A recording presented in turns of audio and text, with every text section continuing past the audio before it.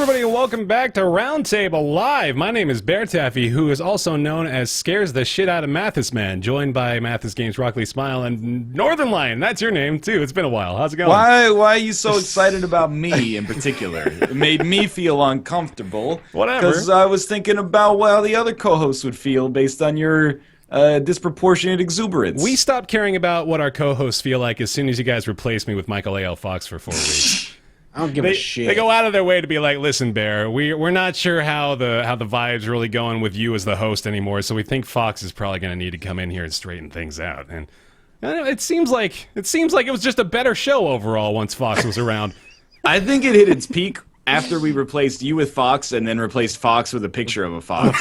And that was probably the smoothest podcast we ever had. So smooth, so silky. That was fun. None of us had any. Nick was the only one that didn't have any technical difficulties that whole time. Man. Just good luck, I guess. I mean, we were off to a good start here. I had like a month of just no internet problems whatsoever, and then at 2:55 in the afternoon on Friday, what do you know? Intermittent connections, but it's good now, and we're back. We got a lot of stuff to talk about on the show today, including what Baer played while he was gone, which is going to take up about 45 minutes or so. AKA nap time. Right. Well, thanks, man. Talk about Undertale. Yeah, Watch what there you happens. We're going to talk about Rock Band 4's Fig campaign to try to launch on the PC, which is really interesting.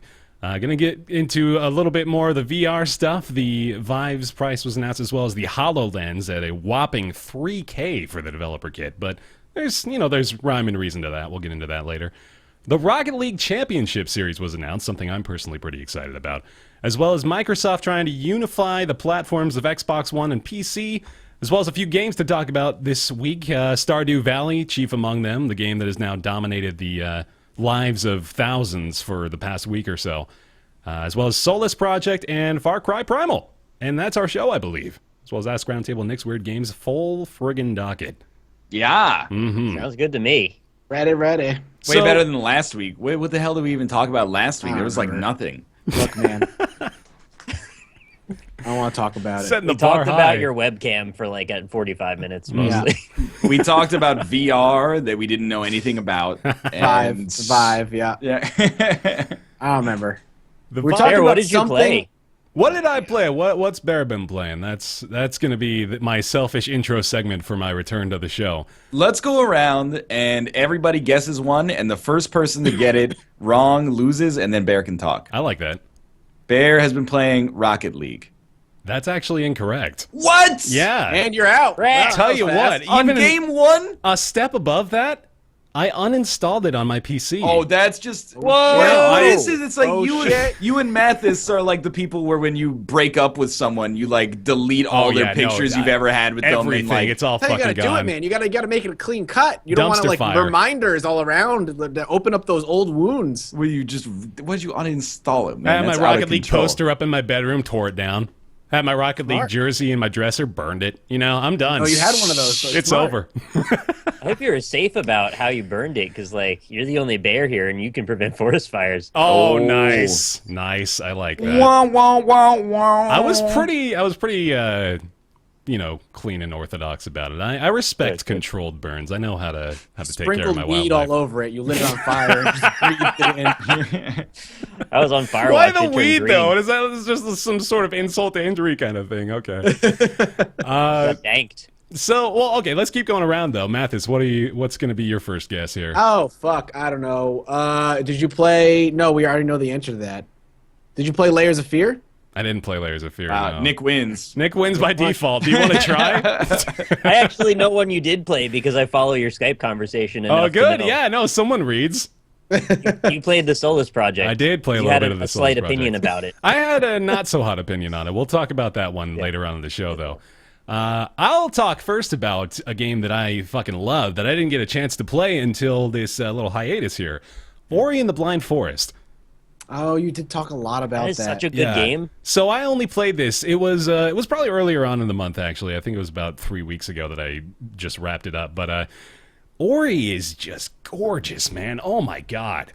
I have not played that many games that just made me want to stick around in the environments and just sit there and look at it, you know? Yeah, And it's like a piece of art that you move around in. Right. It's a masterpiece, man. I was so sad that I waited as long as I did to play it. Not only You is should have it waited like 2 more months though, because the definitive edition comes out. exactly. So, well, let me gush a little bit more about it before I even talk about that. But just Ori, it's such a good game. Everyone should play Ori. I really feel like that. Ori is a very well-made game. It's about the right length for a game like this. Metroidvania platformer, very good controls, extremely precise. Like it feels exactly like it should. And I think I could just gush about Ori forever, but suffice to say, like this is a top-tier game. Everyone should play Ori. It was awesome. It had the right amount of story that wasn't overwhelming and still somewhat impactful, which is perfect for Metroidvania games. You don't want to go too hard or too sparse, I guess, on the story, and they found the right line. Did either of you, Mathis or Ryan, play Ori? No? No, I've not played it. I really should at some point, but I always leave it till too long. I add Ori to the Undertale list. No, yeah, that list, man, that list is a real thing, and it's probably not a physical thing for a lot of people, but especially for guys like us. We all have games that we know we're supposed to play. We have games that are on a short list of things like, well, you know what, I should experience this at some point, right? It's like 90% of our Steam list. Yeah, that's true. Yeah, that's a lot. Right. So I'm glad I knocked Ori off of that because goddamn, that was so much fun. And now we have the definitive edition coming around too. So like like Nick said, I think it's about a month or two, but they're gonna have whole new areas for Ori. I don't think they're really expanding on the story or anything. Not like they really could, if you know what happens. But no, it kind of wraps itself properly. Yeah, so it's good. Well, not only, I mean, this is sort of a weird thing to praise it for, all things considered, but I like that it presented the story. It had a beginning and it had an end. It had a very satisfying conclusion, and it was just this is Ori. We're not going to make like Ori 2. We're not going to have Ori in the Blind Forest, the Truth Seekers, or something like that. No, it's going to be this is Ori, and it's great. So I was really excited about that too. But the definitive edition is probably going to bring me back to it. Probably going to make me want to stream it too, because it's a great time. In a similar vein to Ori, another game that I played while I was away was Unravel. Anybody get a chance to check it out, Unravel? I have not. It's another one I that have I not, want but to that play. one's high on my list. Mm-hmm. So it's well. Hey, Baer. Yes. Why don't you tell me about some more cute indie-ish action puzzle platformers you played while you were Ryan gone? hates platformer He games. does, doesn't he? He really hates them. Fuck art, man. Jeez, this stuff is a now. waste of time. Okay, That's needlessly reductive. let me take a moment here to say that this is another game that I just loved and that I highly recommend. But Unravel is also a masterpiece, and it seems like it's a little bit dismissive of the term masterpiece for me to coin two games as such within 5 minutes. But man, I mean, as much as I was blown away by Ori, like I'm watching it again right here in the trailer. It's so good looking. So the 2.5D sort of art style that Unravel has going on. May I also say 2.5D is a great name and description for this podcast. I do like that, actually. Yeah, who's the half We D, have though? come up with so Who's many the zero better D? names for this podcast. We have, haven't we? Yeah. Well, although, okay, this is a complete tangent, but I do sort of like the idea that the Roundtable is a sort of coming and going affair, right? Now that we've got at least more than 4 people involved in it. So that's nice. Anyway, Unravel is fantastic. The art style in particular, you're watching the trailer if you're watching the VOD or the live version right now of the show, but my goodness, it wraps me in, not to use the yarn pun so liberally, but I did, to the atmosphere of the game so easy. Oh my god, that's a weird thumbnail. Okay, let's just go ahead and get rid of that. It wraps me in so easily because I just became totally engrossed in the scenery, and it seems so fluid too. I don't know if there's really a game that I could compare this very easily to Unravel, but the way that you move through the environments, it just makes it feel like even though you're going on a 2D space, it feels like you could just go into what you see. So that alone made me really enjoy it. I thought it was awesome. Would you say that it's unrivaled? Almost. I mean, Okay, you had I to get change it. vowels and stuff in there to make that one work out, but I could give it to you, I guess. Mostly I'm concerned about what this boob thumbnail is. I'm sort of curious to click on it. Was it like actual? Were there nipples? Close. No, there's no nips. It's well covered, but it's some underboob, which is probably the most frightening aspect of any thumbnail. Best game of boobage. last year, underboob. I loved it. A game that's I hope at least one other person played in this group was Firewatch.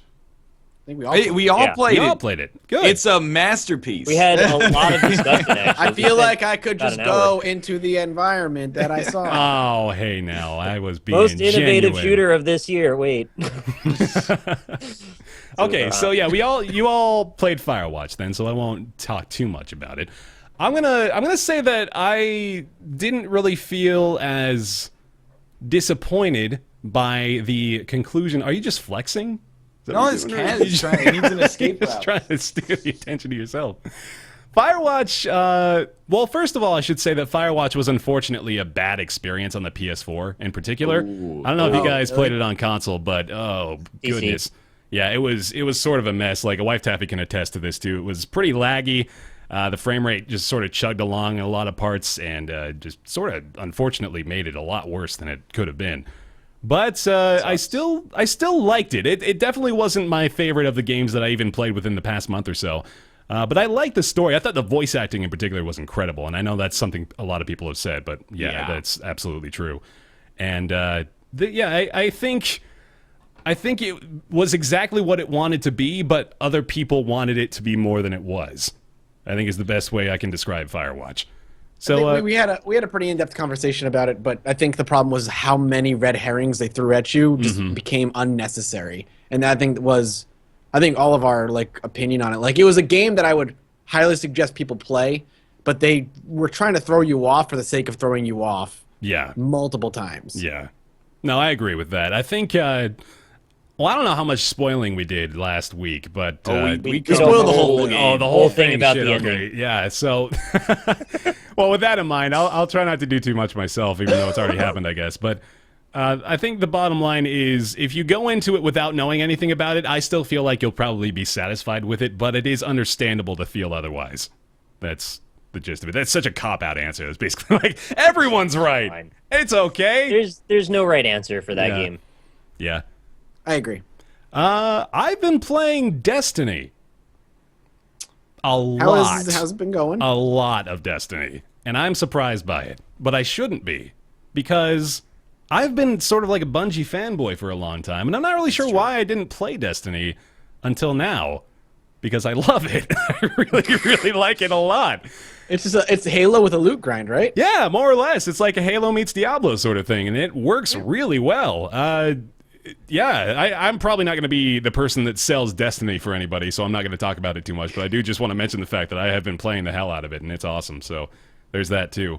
And then the last one that I'm not really sure I'm going to talk too much about, but I feel sort of obligated to, is Baer Simulator. No. So Yeah, Baer... they didn't give me a code for that. I wanted to play it. Oh, that's shocking. I've watched about 3 videos on it, and I just went, why? Yeah, that more or less is the gist of it too. So... It's a masterpiece. I'm probably the only one here that actually likes Goat Simulator, so I might have been the intended audience for this. I don't even know if you are, though. It looks like, doesn't even look like Goat Simulator was a joke that kind of made sense. It made fun of the simulation games. Baer Simulator just doesn't make any fucking sense to me. I'm like, what is the point of this game? I don't know. So- I liked Enviro Bear 2000. This is gonna like sort of highlight what the bar of quality is for Baer Simulator. Goat Simulator at least was a functional game, Oh. right?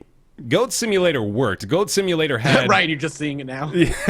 had like objectives and goals that were clear, and you could play it. Baer Simulator, I don't know what to do. So- Walk around and be a bear. Yeah, but that But you're not can't actually actually being a bear. be it, right? That can't really be the whole game. Like, I watched, Why? the videos I haven't played it. I'd say the videos I've watched, combat, I saw the guy go around the back of the enemy, and the enemy was still hitting him and didn't even turn around. Like, he was just facing the other way, and he was just taking damage. I saw textures that looked like they made like a pointy thing that's supposed to be a mountain, and they took a texture and like stretched it over that whole thing, and it's like this obvious texture that's like stretched over this lump that's supposed to be a mountain. You eat mushrooms to get smarter. You start wearing like clothing. Too dumb to eat a mushroom, man. That wrapped up my whole experience. Yeah, real you quick. can't eat food unless you like certain. Are you making an argument for me to not want to play it? Because I can't tell. You want to play it? Play now? it. You'll hate it. Honestly, Nick, I want you to play it because if you can play it and have a good time, I'm gonna see like a little bit of value out of it. I bet I can. I welcome go in with that attitude. the challenge, honestly. I challenge you to have fun playing Bear Simulator. And I don't mean to be super rude and disrespectful to Bear Simulator, but I feel like I can because I gave him $20 in 2013 to make the game as a Kickstarter. Oh, I didn't know that you backed it. I backed it. Oh. Mostly because I felt obligated to, but I did back it. Those were the days. That is like a relic of 2013, 2014. Isn't it? Is being excited to kickstart a game that is a simulator, like parody. I mean, yeah, because, well, think back then. We didn't really have a lot of the stuff we have now. We had, like, I Am Bread, Goat Simulator. All this shit came out in, like, the last couple of years. So we didn't get burned out on it until now. There's freaking Rock Quarry Simulator. Nobody made my simulation. Bear Simulator, So it's good to remind yourself, made $100,000 on Kickstarter. $100,000. Yeah. Bear contributed to that. I did. I was, what is that, like 0.08% of that, yeah. Oh man, it's because it had Bear on it. You just like had no Literally, choice. that's almost entirely why. Yeah. If another person started to kickstart a game called Bear Simulator something, like a different version of that idea, would you also kickstart that one in case? I don't think so. I think I've learned my lesson now. I said on Twitter the other day, like, Bear Simulator has given me my first instance of Kickstarter regret. It is definitely left Who an could have seen impression. that coming? I couldn't have, man. Although, okay, so as I was getting updates from this game, like, periodically through Kickstarter, I started to see it come together. Because when you're seeing just like individual bits and pieces of a game, you're not going to judge it based on that, right? You're going to see elements and think, oh, okay, well, yeah, that looks sort of not the greatest, but I'm sure as a finished piece it'll be good. And then the finished pieces started coming together, and I started thinking, okay, well, this doesn't really look that good, but maybe when I play it, I'll start to get the appeal to it. And then I started playing it, and I thought, I should probably just uninstall this. And then that was it. So it's just sort of just a big disappointment, and I don't mean any ill will toward the guy, but I'll just tell him now, I'm probably not going to kickstart him again. They gave you some codes, right? There was like a secret area that you could like unlock secret pants or something. Did you try those things? Well, I don't want to spoil it for you, but the big secret area for the Kickstarters was apparently just a shack with a picture of a frog in it. There you go. Yeah. You get what you paid for. I think I cannot be convinced to play. Here's my rule about games where you play as an animal. I can't say I will never play a game where you play as an animal because there's lots of good games where you play as an animal. Crash Bandicoot. But don't even, man is an animal, okay? Don't even start with me with that fourth grade argument. But you have to be an animal that is not doing its own animal thing. Like, I don't want to be like a salmon swimming upstream. Yeah. But if it's good, I'll give it a try. But if you put like a hat on him and give him a sword or a bow and arrow, then I'm like, sure, I'm in. I bet there's a way out of that argument, but I can't think of it yet. I'll come up with it eventually. Oh, I'm sure there's a way, yeah. I mean, so you take Bear Simulator, right? And it's trying to introduce these sorts of RPG elements to the idea of being a bear. So, Chat nailed it. Tokyo Jungle. Oh, shit, Tokyo there you Jungle go. is Okay. pretty good. Also, Primal Rage probably counts. Oh, that's bullshit. You're playing as a saber-toothed tiger. It's a mythical creature. Whatever, man. There's a grand selection of mythical creatures to choose from in that game. There was a saber-toothed tiger, but anyway, sorry, Bear. There's like a King Kong and a giant lizard that spit. Oh, there's an ape that farts, right? No, that's in Primal Rage, too. It's not an ape. It's an abominable snowman. That farts? Which is the one that The farts? Yeti? The Yeti farts. Oh, okay. Anyway, in Bear Simulator, you're trying to, like, kill rabbits, and you die. You die killing rabbits, and that's Bear Simulator. I'm done ripping on this game. I don't want to talk about it I like the anymore. part where you walk around with your paws in front of you, and you just like. I mean, imagine it's the sort bear of walking cute, on though. hind I legs. didn't want to shit on it for that. It's got that weird little, hey, I'm a bear. All right, now let's stop being fun. The problem is that it doesn't have you act like a bear enough. it sort of rides a different line that isn't the right line for you. I guess so. Yeah, it's too much of a bear. I don't want to be that much bear. I want to be like enough bear to have fun. I want to be but like you died to rabbits though. That doesn't make any sense for a bear. right. Game looks horrible. I'm gonna have to play It does, this man. He got $100,000 to make this shit. I don't know. I can't. Well, you know. At some point, At least he you just gotta released be- the game. Yeah, that's true. Okay, What, let's give him what some credit I for that. think the obvious like ideological line here is I watched Nick play Cat Lateral Damage at PAX East one year, and We're gonna let this go. he was having a whale of a time. I watched like the demo is like 5 minutes long. This guy's laughing his ass off, jumping on things, knocking them off with his paws. And I just look at Josh, and we're like, "What is he doing?" Like he loves He it. was so the developer was standing right there. They were both making faces at each other, like, "How dare he have fun playing this game in front of me?" I was like, "Come on." He was losing his mind, and I was like, I just don't see it. So, you know, I guess thank goodness I'm the one that stepped up to the controller instead of you. Yeah, man. Different strokes for different folks. But Man, if Ryan had gotten up there, the game wouldn't have even come out. They would have been so downtrodden by his negative I'm not reaction. saying Nick can't have fun. I'm just saying when I watched Nick play it for like 15 seconds, I was like, all right, I get the joke. But he just He keeps handed the controller loving back. more. He'd be like, "You'll hear from my lawyers in a week. Cease and desist. You will not develop this game." He just he kept loving it the deeper it went, and I was like, all right, different man. strokes for different folks. Sure, Sorry. sure. You don't have to apologize. That's the crux of the message. Is some people like some things that other people find pretty silly. But I can see Bear Simulator, Goat Simulator. It's got some value to it. Bear some Simulator, I mean, okay, so it's got mostly positive reviews on Steam right now, but I feel like it's a little... Let's try to write the #1 review for Bear Simulator without actually looking at it. Okay. Too dumb to eat a mushroom. 10 out of 10. Goaty 2016. Goaty. I'll check it here. You've got, it's actually sort of balanced out now because now the top 5 reviews are all not recommended, so I'm sort of glad that worked out, but here you You go. need 15 intelligence to eat a hamburger in this game. That about sums it up. All right. I said I was done with it. I'm gonna be done with it. Bear Simulator is just it's interesting. Rock Band 4. So Rock Band 4, Guitar Hero Live both come out around the same time last year. Neither of them really do that well, or at least according to the expectations of the developers and publishers, they didn't meet the bar they had set. However, Harmonix still looking to I guess bring some more life to the franchise, announcing a Fig campaign.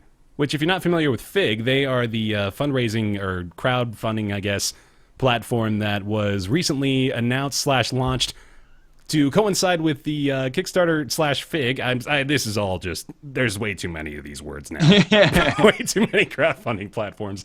The Fig campaign was, Fig as a group was brought to the limelight by the Psychonauts 2 crowdfunding campaign. So that's how that all started.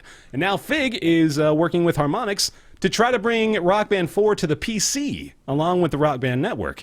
Their current goal is $1.5 million, which is probably along the lines of how expensive this would be for a giant company like this, but still, of course, sort of a huge number when it comes to looking for crowdfunding to get your thing going.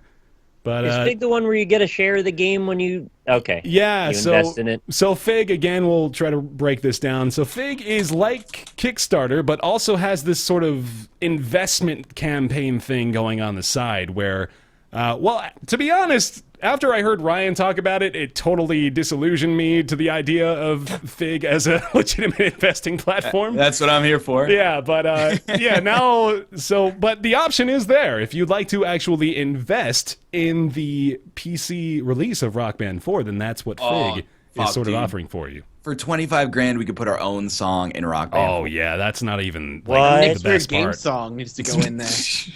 Kickstart that shit. We That's kickstart $25,000 to donate to Fig to get our own song. But think you could be halfway to getting Mathis kicked off the show if you put it into our Patreon instead. True. That's even true. better. Do that. You got to Do that. reprioritize, man. So what I'm shocked by is they have raised $335,000. That's not the shocking part. The shocking part is that that's raised by 982 backers. Wow. Like, just do the quick math there. That's about $335 per backer. What is the like $300 tier? Okay, let's find this. 250. You get to go to their party at PAX with VIP treatment, meet Key Harmonics and Rock Band team members. Yep. PAX parties. Something about this math doesn't add up in my brain right now. Right, yeah, I'm sorry. Because there's only 690 people have backed at the $50 tier. Yeah, you've got 5 out of 5 at the producer tier, which is $1,000. You've got 5 out of 5 for the backstage pass. That still only accumulates to $7,500. And those are the highest tiers claimed. No one has gone above that.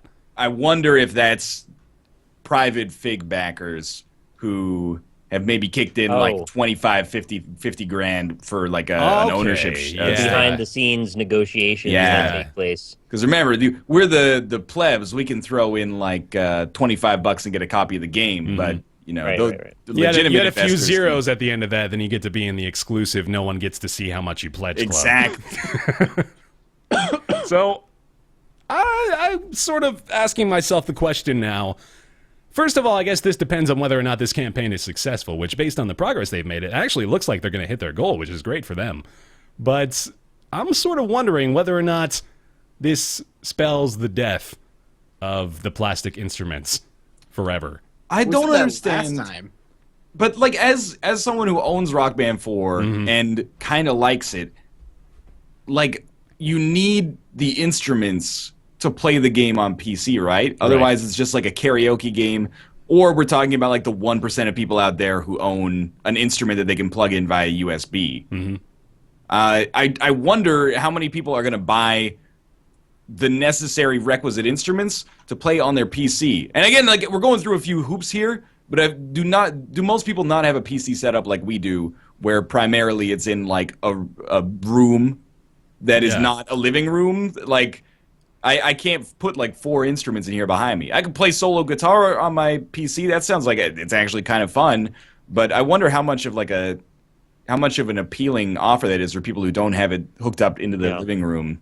Yeah, you know, you're absolutely right. Like, well, this is not the space that I would invite 3 strangers in to play Rock Band with me. I also wouldn't invite 3 strangers likely. I'd probably go with people I know.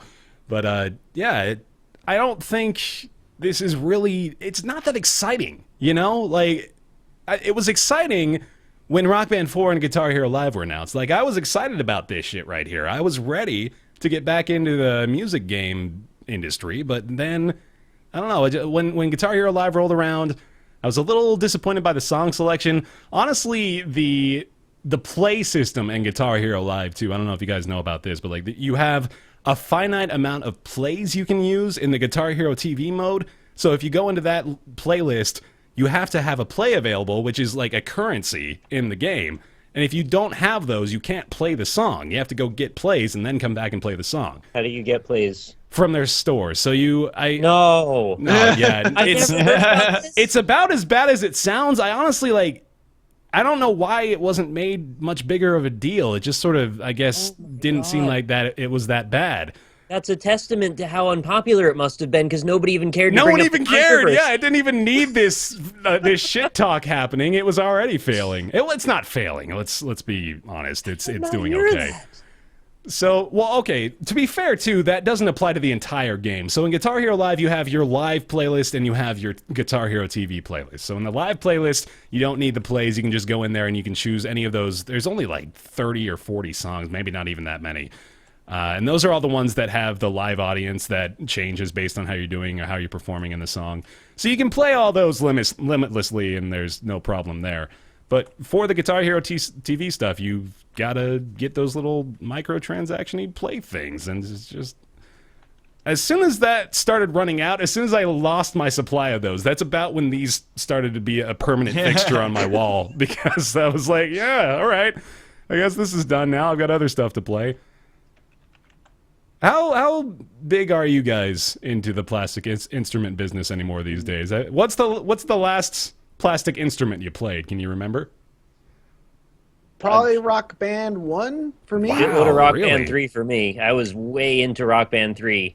Unfortunately, they didn't port all of my DLC over, or I would have been so far into this situation right now that we would have a very if they made that simple, right, that would have been, I think, probably the biggest way to keep that scene I alive. put $200-something into DLC. Of course I want to play those songs again, but I just don't care now. To be fair, we're talking about it like being specific to the platform holder, right? Like, Yeah, no, this is not even necessarily their fault. It was just a really unfortunate thing that I went so hard on the 360 version and then I didn't want an Xbox One. So if they let me somehow transfer via like an independent solo account, I could have taken my 360 stuff, put it on PS4, would have been on console, and would have had a guitar. Yeah. What's your recent plastic instrument experience, Ryan? I played probably 50 or 60 hours of Rock Band 4. Wow. That's good. Yeah. That game is fine. The track list is kind of shitty. There's probably like, if you ignore DLC, there's probably like 10 songs out of 50 that I want to play. And I played them all. And then in DLC, we probably picked up another 30 or 40 songs. You party animal. It's fun, man. Like, I would play the shit out of it if I mean, I said this before it came out, but if I still lived in like the college situation I had where I lived with a lot of my friends. As it was, Kate and I played a lot of it like, you know, she would be on like drums and I'd be on guitar or vice versa. But we didn't really get a lot of the full band experience out of it. And I mean, I kind of feel like it's a little bit of a Doom, like it's a portent for Doom that I probably played more Rock Band 4 than like 99% of the industry, and I just don't care at all about it coming to PC. I was actually shocked to hear the amount of hours you had. I was like, wow, you actually Yeah, liked me too. I already own all the instruments, but I'm like, I mean, I might get it for PC, and then it's like convenient to play if I just want to jam out with a guitar or something. I'm not gonna sit in my room and like sing into Rock Band by myself. That's like some lonely karaoke. That's some 19-year-old me shit. No, not me at 26. That ain't gonna happen. Sing Afterlife by Avenged Sevenfold 30 times in a row in my office. I just need the achievements, Mom. This song fucking sucks. I'm gonna play it again. Man, I'm not even lying. I spent a lot of time. So like, I used to be on that website Score Hero. I don't know if you guys are familiar with that. It was just like an aggregate website for leaderboards outside of the actual built-in leaderboards for the Guitar Hero and Rock Band games. And I was trying so hard to get a full combo on the song. Oh, it's by the Presidents of the United States of America. Lump. Yep, that's what it was. Or Peaches. I played it like 20 times in a row on each instrument and each instrument combination that I could do. Oh, damn. So I was doing the drums, guitar, bass, and vocals, and then I did drums and vocals, guitar and vocals, and bass and vocals. And I got 100% on all of them, except for the drums and vocals, which I played like 12 times trying to get it. And I was at my parents' house was where Rock Band was, and my mom comes and says, "I am so sick of you playing this goddamn song." Like, my mom, she swears, but she doesn't like swear to like make a point, but she's like, "I am so sick of this goddamn song." You have to stop That's really playing funny. That's awesome. Yeah. So that's my recent Rock Band experience. I think Kind of similar. Like, I had a roommate who had Rock Band in his room, and he would play Snow by the Red Hot Chili Peppers 20, 30 times in a row. It was not uncommon. Like, you get home from work at like 5:30, and then until like 9:30, it's just Snow, Hey-Yo it's by like the on Red full Hot Chili blast Peppers. in the other room, right? He's not going to put on It's headphones. not even that it's just the song, too. It's the song plus clack, clack, clack, clack, clack, Yeah. clack, clack, clack. Listen, you go deaf to the clack clack. And Yeah, think that's about wild. just like tone deaf Bear Taffy sitting there with the old school Rock Band 1 drum kit with that fucking foot pedal that sounds like Cracks in half. Yeah, sounds like a Cracker Jack box every time you snap it down. It's all You duct multitask tape. and get the microphone up there and sing along at the same time. Oh yeah, no. Well, I wanted eventually to like have a fucking microphone hanging from the ceiling. That's how into it I was. I was ready to be like Dude, switching out everything. We Like- did that for Rock Band 3 and for Rock Band Beatles. We had a mic stand and then 2 mics hung from the ceiling with duct tape. That's Dear awesome. Lord. That's the best. Yeah. I No, it would've- was Realized it was pretty a much video game. It was pretty much the dream situation to play Rock Band, which is why I kind of feel like if I'm not enthusiastic about Rock Band on PC, who is? No, you 'Cause, were- like Normally, I mean, we talk about this stuff. We're not always the target audience. I think we're probably the target audience for this. Yeah, and I am not at all interested, to be honest. I have like 0% interest in figging this. Is that what they're going to call it? I'm No, gonna that sounds weird. get on my That's the fig thing. train. Yeah, come fig No, this that's a with sex me. thing. That's on It Amber is. Dictionary somewhere. Yeah, it has to be. Here's what saves it for me. Because if it came out on PC, I probably would end up picking it up at some point. I already got the infrastructure, right? It's like they already built the bridge. I might as well pay the toll to get to work on time. I like that. But if they have a really, really, really good community that makes Rock Band Network like what I thought it would be on 360 when it came out, where I was like, anybody can make any song. And in the end, it ended up being like 7 songs a week or something from Rock Band Network, which was pretty good. But I want like 1,000 a month on the Steam Workshop. Like I want every song I could ever imagine. If that ends up happening, I could see myself spending a lot of time in Rock Band 4 on PC. Yeah. Yeah, if they had like an officially supported editor that they would then pass forward like the edited versions through the official developers. Although the licensing would be a bit of a mess. How does that work? Right. It'd Well, I have to be mean, MIDI versions. I think that's probably why the Rock Band Network exists as a sort of intermediary to that anyway, right? Yeah. Was because licensing is always going to be a huge problem with games like this. And I think that's probably what's going to be just the impassable limitation on the sort of mod support and community support that we're talking about here. It's just it's not really a possibility with a game like this. But I wonder if you just put it up on the Steam Workshop, maybe that's okay. If Harmonix isn't profiting from it, Valve would have to honor cease and desist and stuff like that. And I wouldn't be surprised if that happened. But maybe they kind of like absolve themselves from culpability. I actually don't know. I think Maybe. there's like 0% chance of that. But there's I've- there's like mods that turn like your Skyrim player into SpongeBob SquarePants and stuff like that. No, but they'd be actually distributing MP3s of a licensed good point, music, actually, which is not possible. You can't do that. Yeah, it's probably true. They're just not really. Well, first of all, I don't think they're really even willing to stick their necks out that much for this franchise. First of Right. all, because they've got other things going on. Like they're Harmonix. They're not just Rock Band. They've got other games and IPs to worry about. Yeah, it's just there's just not enough here, I guess. And good for them again if they reach that goal. But $1.5 million, it just does not seem like it's realistic in this current gaming scape. This is the kind of shit where Cliffy B should just take it all the way to $1.5 million, so he can play Rock Band 4 on PC in his living room. I mean, I'm not telling Cliffy B what to do. There's many rich people in the industry who would probably be interested in this. Just throw him a million. Just throw him $1 million. Cool mill. Cool mill. Think of the good press you'd get if you. Hit up H3H3. They have the money. There now. you go. Yeah. He sold his hat. He's got That millions. didn't happen, really. All right. It was jokes. Who's gonna buy the plastic instruments to play on their? You're gonna buy the game on Steam. You're gonna go into EB and get games. I'd order it on GameStop. Amazon. I guess that makes sense. But I would just still. get a guitar. I wouldn't get Can the I whole get set. a Guitar Hero Live guitar on Amazon right now? I don't think I can. Oh. Guitar Hero Live Well, that would be controller. a problem. Oh wait, hold on. I might be able to. There we go. Okay, no, it's there. I've been basing it on the fact that plastic instruments have been unavailable on the internet for like the past 7 years. I imagine if How they much is come it? out, or if it comes out on Steam as intended, then there'll probably be an interesting secondary market there. Like there'll probably be a little bit of a run on instruments.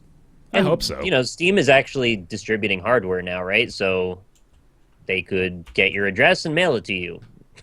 They could. Hopefully. I mean, the thing about this too is that, as I mentioned, they're already not doing that well. I mean, just listen to this line from a corporate guy talking to their shareholders, and it's important to note that that's who's saying these things. So, quote, "Our quarterly net sales were the second highest in the company's history, reflecting strong Rock Band 4 sales, which were partially offset by continuing softness in sales of our audio and PC gaming products."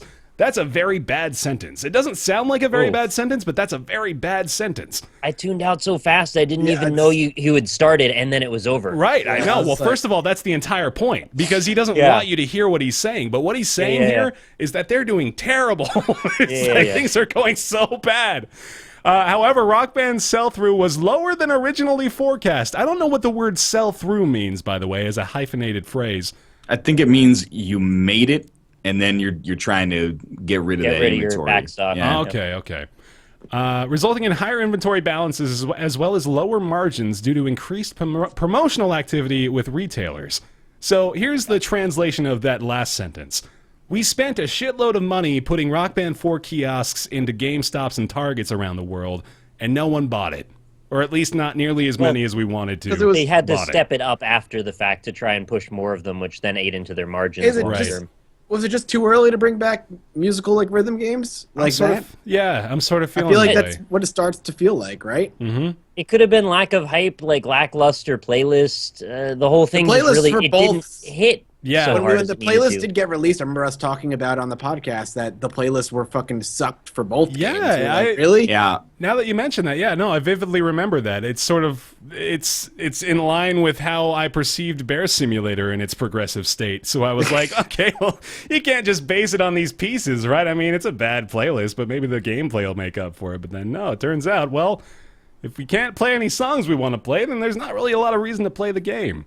Yeah. The track list is largely devoid of bangers. You gotta you gotta find your own bangers on there. There were a couple songs where I'm like, oh, I haven't heard this in a while. That's a good one. But there was very little where I was like, Rock Band 1, you're like, oh, Tom Sawyer, who's next? I'm in. Yeah, like you've got a big. I don't want to get too much into like the actual specifics of playlists between the games, but through the series, you had games that had songs you wanted to play, and then songs that were fun to play. Yeah, right? Like big groups of both of those categories, and then like there's maybe 10, like you mentioned, in either one of these new releases that fits in one or both, but not really as big of a selection. Don't you think it was more the playlist that was responsible for it not selling well, rather than that it was the wrong timing? It might be. I think there's two big parts to it. It's the playlists were not as strong as we were hoping, and maybe The backward compatibility, maybe. that too. Yeah, that is. Okay, so there's probably three big parts. There's that, and then just I think the fact that maybe people are just done with this as a peripheral set. Yeah. That's what I mean by like too early. Like people got their fill of it when this was at its height. We were getting a new Guitar Hero, a new Rock Band. With Guitar Hero, like what, every 6 months we had like Aerosmith and all this other ones, and then we got Rock Band once a year for 3 years, plus all their side. Whoa. The Beatles version and Madness. DLC. Oh, Rock Band Robot Damn Mathis. Ah. All right. You're fixed. It's okay. Am I back? No, you're not. All right, never No, mind. you're not. So. No talking for you. What? Well, I think what he was getting into is actually a pretty nice segue into our next conversation topic. I think plastic instruments are maybe going by the wayside in favor of the new fun, fancy tech that everyone's got their hands on, or ideally will have their hands on soon. Not real plastic instruments. Yeah, just the virtual ones that you don't actually hold. So from last week, of course, I'm sure you remember the HTC Vive costs about $800. Pre-orders are available now, or is that? Yeah, it's pre-orders, right? And then the Microsoft HoloLens is the other big one that's coming around the cliff right now. The HoloLens, not really in the exact same vein as the Vive and the Oculus Rift, sort of has different, I guess, like different actual applications in the real world as opposed to the Rift and the Vive, which are mostly designed around gaming and have games in mind. But the HoloLens is now available for pre-order for the development edition. It's what's a $3,000 price tag, though. Dang. Yeah. That's a little out of my price range for VR. Starts to sort of drive out a lot of the wannabes, right? Oh my god. You gotta the be Vive is like dedicated. next year. The HoloLens is like, no, I think I'll just pass. The first wave ships March 30th of this year, this very month, in fact. $3,000. They actually have some prerequisites too, so even if you've got the money, you may not actually be allowed to buy it. Is this like to buy a Ferrari Enzo? It's only like $100,000, but you need to own 2 Ferraris and then be on a waiting list for like 10 years, and they only make like 30 a year or something like that. Buy a license at a service station so you can bring it in. Exactly. This is like you have to have made 2 VR games and never used an HTC Vive and have built, have gotten all the way to the netherworlds in Minecraft.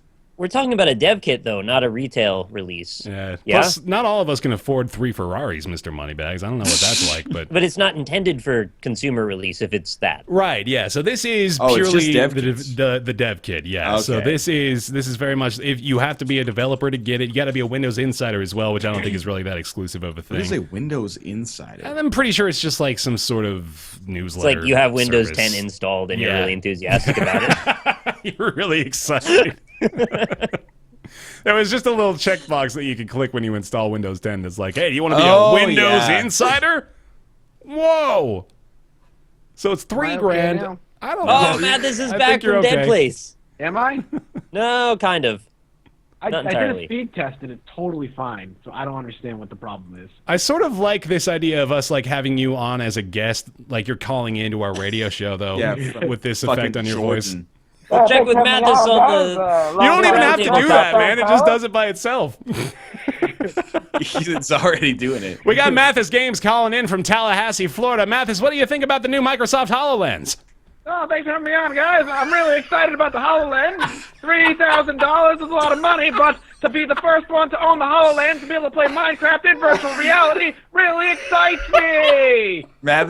He's joining us from 1920. It's really sounded like we're in Fallout World for Yeah. a second.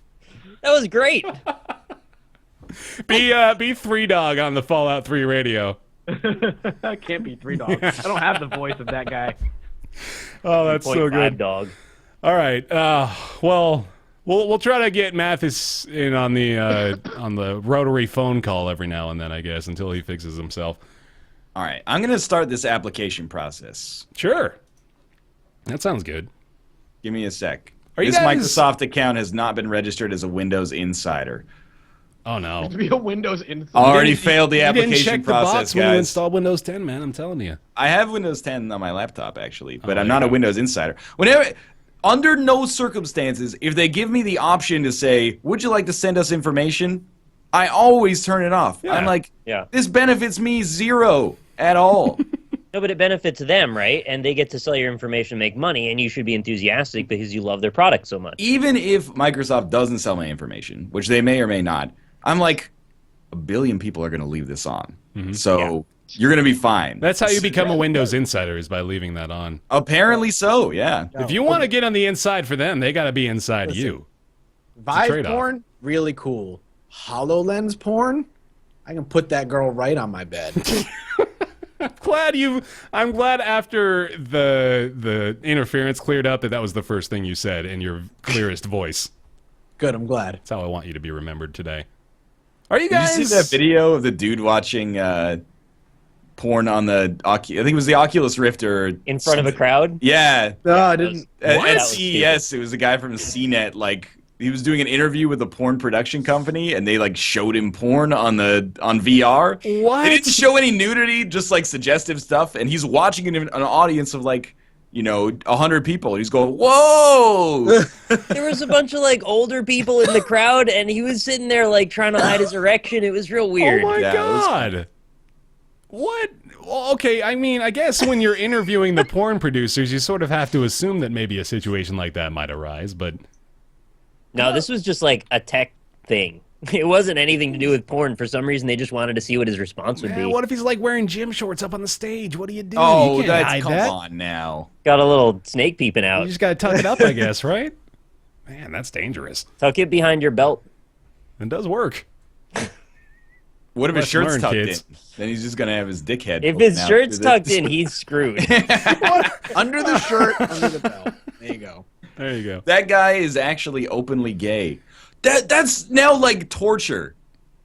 That, Imagine what the uproar would be like if like Nick was on stage doing this demo, and then the dude just showed him a bunch of gay pornography, and he had to sit there and watch it in VR. I don't want you to have to do It's that, like Nick. that dick is gonna poke me in the eye. Like that, even now, that's like it makes the situation so much more awkward. That Yeah. it's not even pornography that's probably to his taste. This guy just kinda waiting like there. He's like cruel and watching the unusual. porn outside while Nick's watching it in VR with a squirt bottle. And the moment of climax, like makes it like 4D. It's like that gotta sell movie it on theater the we went stage, to in man. Vancouver, right? Oh, At the yeah. aquarium. They just spray you a little bit with some water when you don't expect it. Oh my god. All right, so I want to know, like, as far as the HoloLens is concerned, are you guys at all excited about this as far as the gaming space goes? Like, it's not the same as the Rift and the Vive, which is what we've gone over already. No. But the HoloLens, I think it's got potential. But yeah, I guess that's the question. We just need to see more of it, I think. Or once it's at like a convention and you can like publicly go try it out. Yeah. I think that's when we're gonna start seeing like this is gimmicky or this is cool. Because I think that was the line for the Oculus initially, was when it was finally at a convention for people to publicly try, that's when people started saying, okay, this is a real thing. Mm-hmm. I feel like it's going to be so difficult to develop for, and it's going to have such a small base of support that there's not going to be much on offer for it, and you're just going to see like Minecraft and 3 other things, and then it'll be so expensive, if it is, that people will just not be interested and it'll go away. Like Google Glass. It's got Robo Raid right now. That's shit, really? Yeah, and this mixed reality first-person shooter. Use gaze and gesture to target enemies and dodge incoming fire. Use what? Yo, that sounds like the Kinect. Gaze and gesture. Oh. Microsoft, this isn't what we want. We don't want to look at things and then tap on them and shoot them. That's not the... That's the worst possible outcome. No, can you please click on RoboRaid on that site? Scroll down, and then look at Young Conquer. Oh, God. Young Conquer? Young Conquer is that a new rapper? Is he hot into the game? What the hell is that? Guide a playful, pint-sized hero through your world in an ever-changing adventure game. The face he's got, man, is just a little disconcerting, isn't it? Conquer. Yo, it's your boy Young Conquer. That's what I'm saying. It sounds like a hip-hop artist, It's got like a double entendre to it, too, right? It's like Young Conquer, like Young Conqueror. He's going to conquer their I thought it was like Young Conquer, like Conquer's Bad Fur Day. It is. No, literally okay, is I'm not on the but... website, so I have no idea. Did you think it was actually like a rap mini game that the Microsoft HoloLens had? Because I sort of want that now. Who knows? That sounds pretty good. Give me a HoloLens rap game. Sure. Probably better than RoboRaid. I agree with you, though, that I'm sort of sick of the VR games that just present themselves as, this is the first thing we thought of when we thought about VR. Let's make this, and then we can sell it. Right.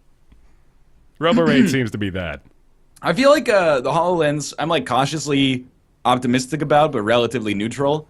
It feels like it's like a year behind the Vive in where it's at, if that makes sense. Like it seems like super ambitious.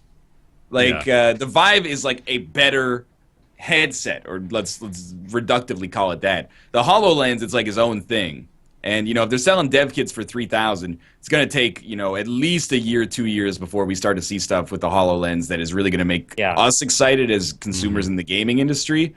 Maybe it's more of a technology that is, I don't know, less likely to appeal to the gaming industry and more likely to appeal to other industry. But I don't know, we'll see. It seems like it's very much in its infancy right now. Yeah, definitely. Scrolling down a little bit, though, on that page actually gives us insight into fragments, which is something that sort of seems interesting. It takes what the Microsoft HoloLens can offer to gaming and, shows that to you. So, like, this is a game where apparently you should be able to interact with 3D objects in 360-degree fields. So that's pretty cool. I like the idea of that. And that gives me hope. That makes me excited about, oh yeah, this is a completely new and unique experience that we hadn't really had the technology to experience before. And now we do. It's a bit of a bias on my part, but I can't get the bad taste out of my mouth from Eye of Judgment, and I imagine that's kind of what they're shooting for. I wanted that goddamn card game to be so good! Ugh. And then I got suckered again in with the whole fake Milo bullshit. Eye toy. That'll get you, man. Oh, God. God, I had the eye toy. It was such a cool idea. The eye toy was just garbage, man. It's way too early for them when they made that. They didn't really have a big strategy for it. It was just a toy. It was eye toy. It's a toy. Yeah, that's a better way of saying it. Can I just say that, like, I hate that the number 2 app on their marquee is Skype. The last thing I need is another way to talk to people. It's already on. No, just end it there. That's the whole thing. It could be like you're actually in my house. I know. From the waist up, but still. Here's in real terms. Here's what Skype on the HoloLens means: is that you can walk around while using it, and then also look at your phone. Because I could already just use Skype on my phone and talk to people. But I can't use Skype on my phone to talk to you, look at you, and be looking at something on my phone. So Skype on the HoloLens is like one step beyond that. They're not going to partner with Star Trek and have like some sort of Holo VR tech quarter. I don't know. Do we even need that anymore? Is that what we want? Is that like the future we're looking forward to? Is being able to project holograms of ourselves into this giant console in the center of a room? Corporations are 20 years behind, and they still think we want shit like that. So this is why we keep getting this gimmicky BS that actually comes out to end users. Yeah. Well, I think we do still want to live in a science fiction movie, but I think the idea of that science fiction movie has evolved as we've modernized. We romanticize the concept of it, but then we come to realize when it actually becomes real that it was very impractical, and the practical solution is not what we've been thinking of the whole time. Yeah. Then they try and make that, and it's 20 years away. Yeah, the stuff we saw in movies is just like the highlights, right? The rest of the time, they have an engineer in there fucking tinkering with that thing. They got 2 people probably working on it 24/7, man. That stuff is expensive to maintain. Star Trek is unrealistic as far as the modern fiscal realm is concerned. Unbelievable. The Rocket League Championship Series is here, and it's about damn time, isn't it? Welcome to a new kind of Rocket League, ladies and gentlemen. A $75,000 prize pool with open qualifiers, which means, boys, are you ready to make this happen? Are you guys ready to make $75,000 playing Rocket League? This is a great plot for a film starring like Vince Vaughn and Josh Gad and Sheldon from The Big Bang Theory, and then like Ariana Grande to round it out. Yeah, I see. I'll take Ariana Grande. Don't give me freaking Big Bang Theory though. That guy's like 50, isn't he? Sheldon from Ariana Big Grande? Bang Theory. No, Ariana that Grande, guy. He always shows up in that like celebrities you won't believe are this old, but they're this old. Yeah. He's like 48 or something. Yeah, it's ridiculous. All right, He keeps himself in good shape. I feel like Rocket League's a little like 2 months too late. you think so? I do. Yeah, this is exactly what I'm curious about. So where's the scene in your mind right now, Mathis? Because your opinion is actually interesting. There's a scene? I think the scene's dead. Okay, there you go.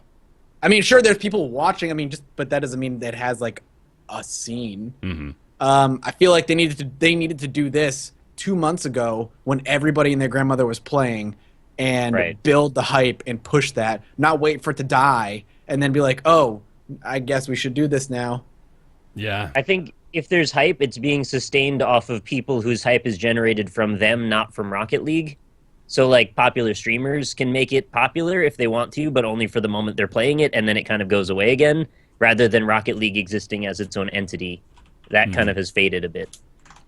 So, for the past few months... chop. Oh, it's you and I have a different and unique perspective on this, which I figured would come up, but no, go for it. Rocket League has more concurrent players than it's ever had on Steam charts. Obviously, that's because it's, selling more units. But I don't think this scene is dead. I think, like, casual players like us have died out of it, which is fair. But I don't think it's dead by any stretch of the imagination. I think it having an actual tournament with some power behind it is going to do a lot for it. And without pulling the curtain back too much, we pushed for that when we thought the time, like, the iron was hot. But, there's red tape and stuff to actually getting a prize pool that looks meaningful to other people. So, I'm glad it's happening. I think I agree with Mathis in principle that it would have been better if it had happened in September or October even. But I still think they have a chance, Like, even the first international versus where the international is at now, we can't really judge it based on as it exists, like, statically this year or next year. But I think this could contribute to it still being kind of relevant in 2 or 3 years for sure. And also important to note, the Xbox One release was a couple of months ago, so that probably is contributing to the concurrent players that we're seeing at the moment being as high as they are. But still, as you mentioned, it is doing quite well on its own. I can hop onto Rocket League basically any time of the day and still see. No, you can't because you. Oh, that's right. No, I have it on the PS4 though, so that's my cop-out answer. But you can see like still 60, 70,000 people playing on it at any given time, so it's still got quite the player base. And I tend to agree that while this would have been a lot better suited to some sort of like late 2015 timeline, I feel like they've got a good thing going right now. Their competitive play is still gaining a lot of traction. If you check out I think it's the Rocket League Central stream is what they're doing now. They've had between 2,000 and 3,000 viewers for their competitions. So, I mean, those are not even official Rocket League and Twitch sanctioned events. So, I mean, that alone is pretty impressive. I think the competitive scene is still breeding a lot of players. I think there's actually a lot more competition in the top tier teams now than there was back when we were commentating for it. So I'm glad to see that too.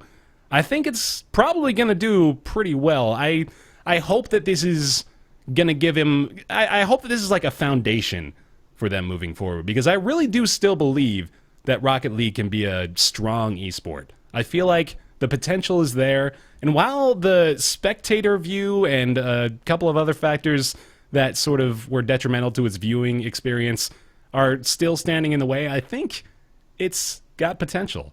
I really do. I think this is potentially going to open up the door for Rocket League to start to set itself as a foothold in the esports world. I think what we can agree on at the very least is at least they're doing something. Yeah, Like- absolutely. I mean, I feel like I came across incorrectly. I don't think it's not like I don't think this tournament's not going to get viewers or do well for them. I just feel like they missed their prime opportunity to make it something bigger. While things were hot, while competitive players were playing this game, to not cultivate that at the time that it was happening and to let it fall away, I feel like the audience they're going to have now is much smaller than what they could have had. Is it going to be good for them? Yes. Is it they're going to have viewers? Absolutely. Is it going to be anything what it would have been in October? No. There's no way. I think I do agree with that, but I don't think that means that it's like on its way down. Like, I think it's like you've got to do something if you want to keep it as something that could be like a viable esport over the next 3 or 4 years. You've got to take like a long tail view of it. Yeah. If they looked at that and they said, "Oh, well, we missed our window and did nothing," it will be dead from at least a viewing standpoint within like a year, probably. But at least by doing this, maybe they can get like a little bit of buoyed interest that they can sustain for some momentum.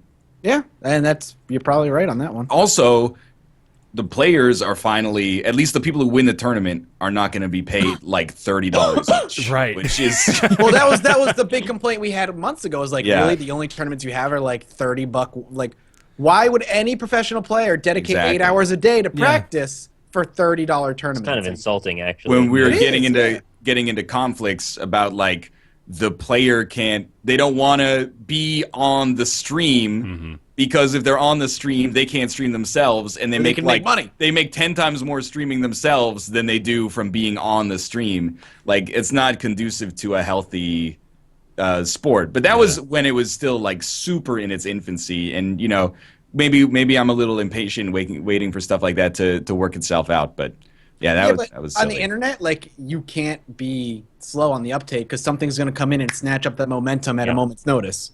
Yeah. It's the internet. Yeah, you're right. And, you know, I gotta believe that this has been in the works for a while. I'm sure that the developers, Psyonix, were aware of the fact that people were looking for something like this.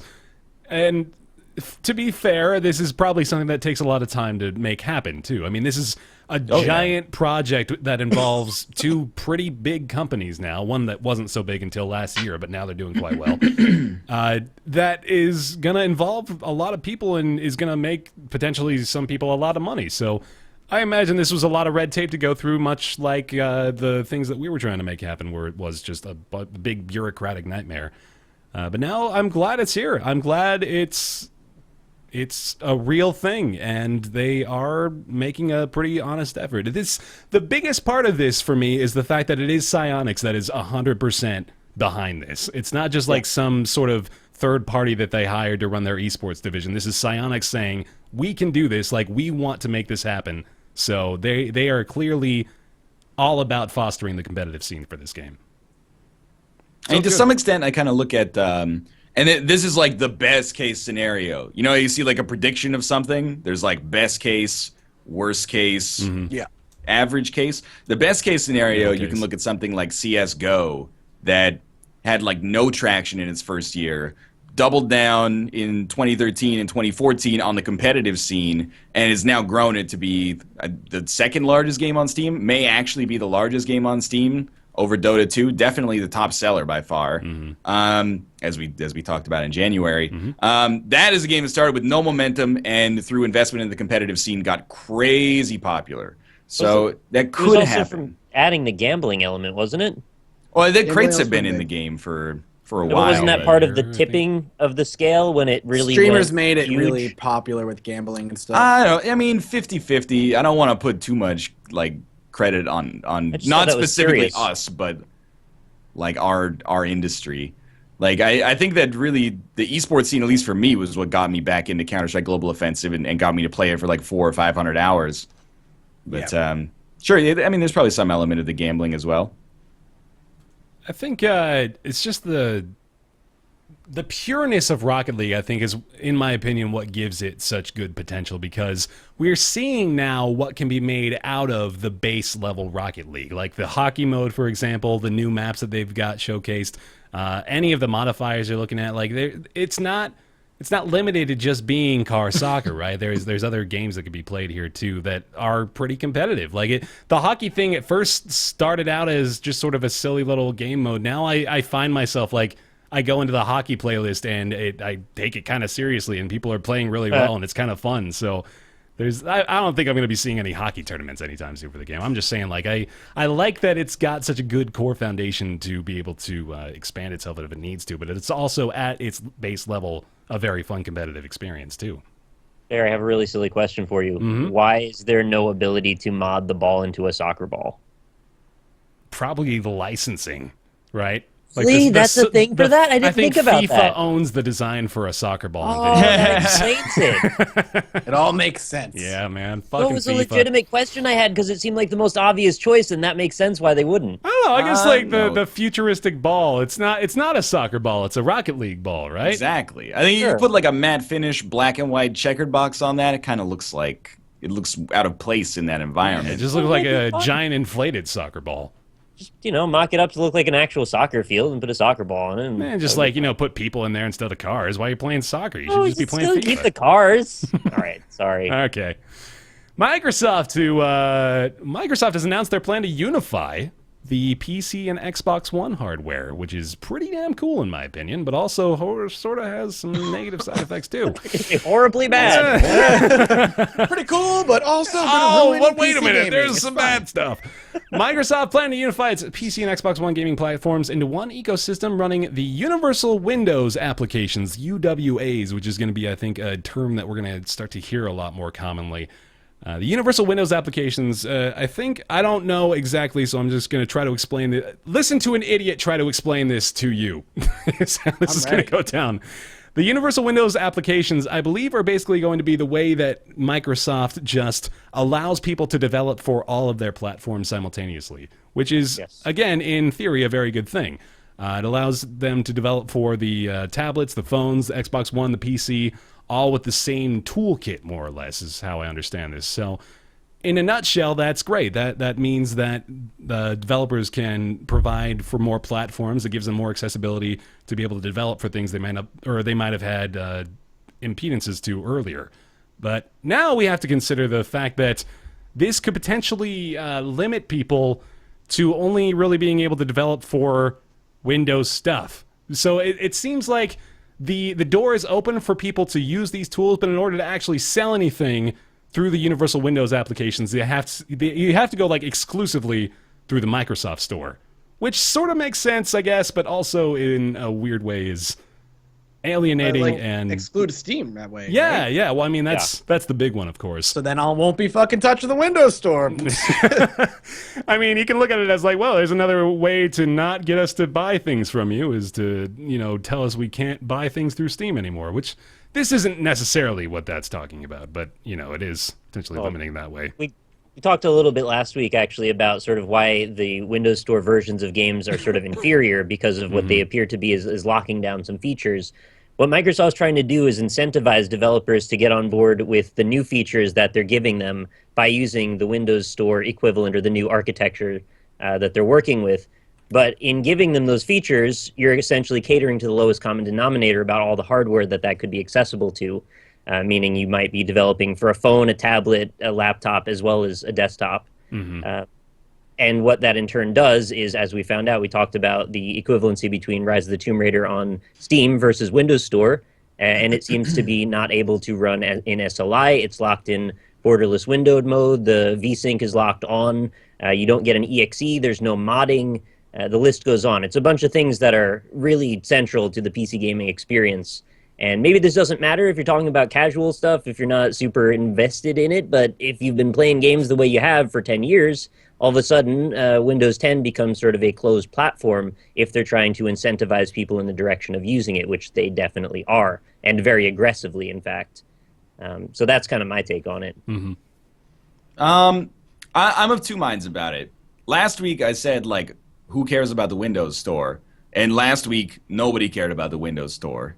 That's unfair. But a lot less people cared about the Windows Store until the news this week where they're like, we're going to try to unify Xbox One and PC sales on a, universal Windows Store so that, you could, I guess there's cross-platform compatibility. If you buy it once on one console, you can have it on your PC as well.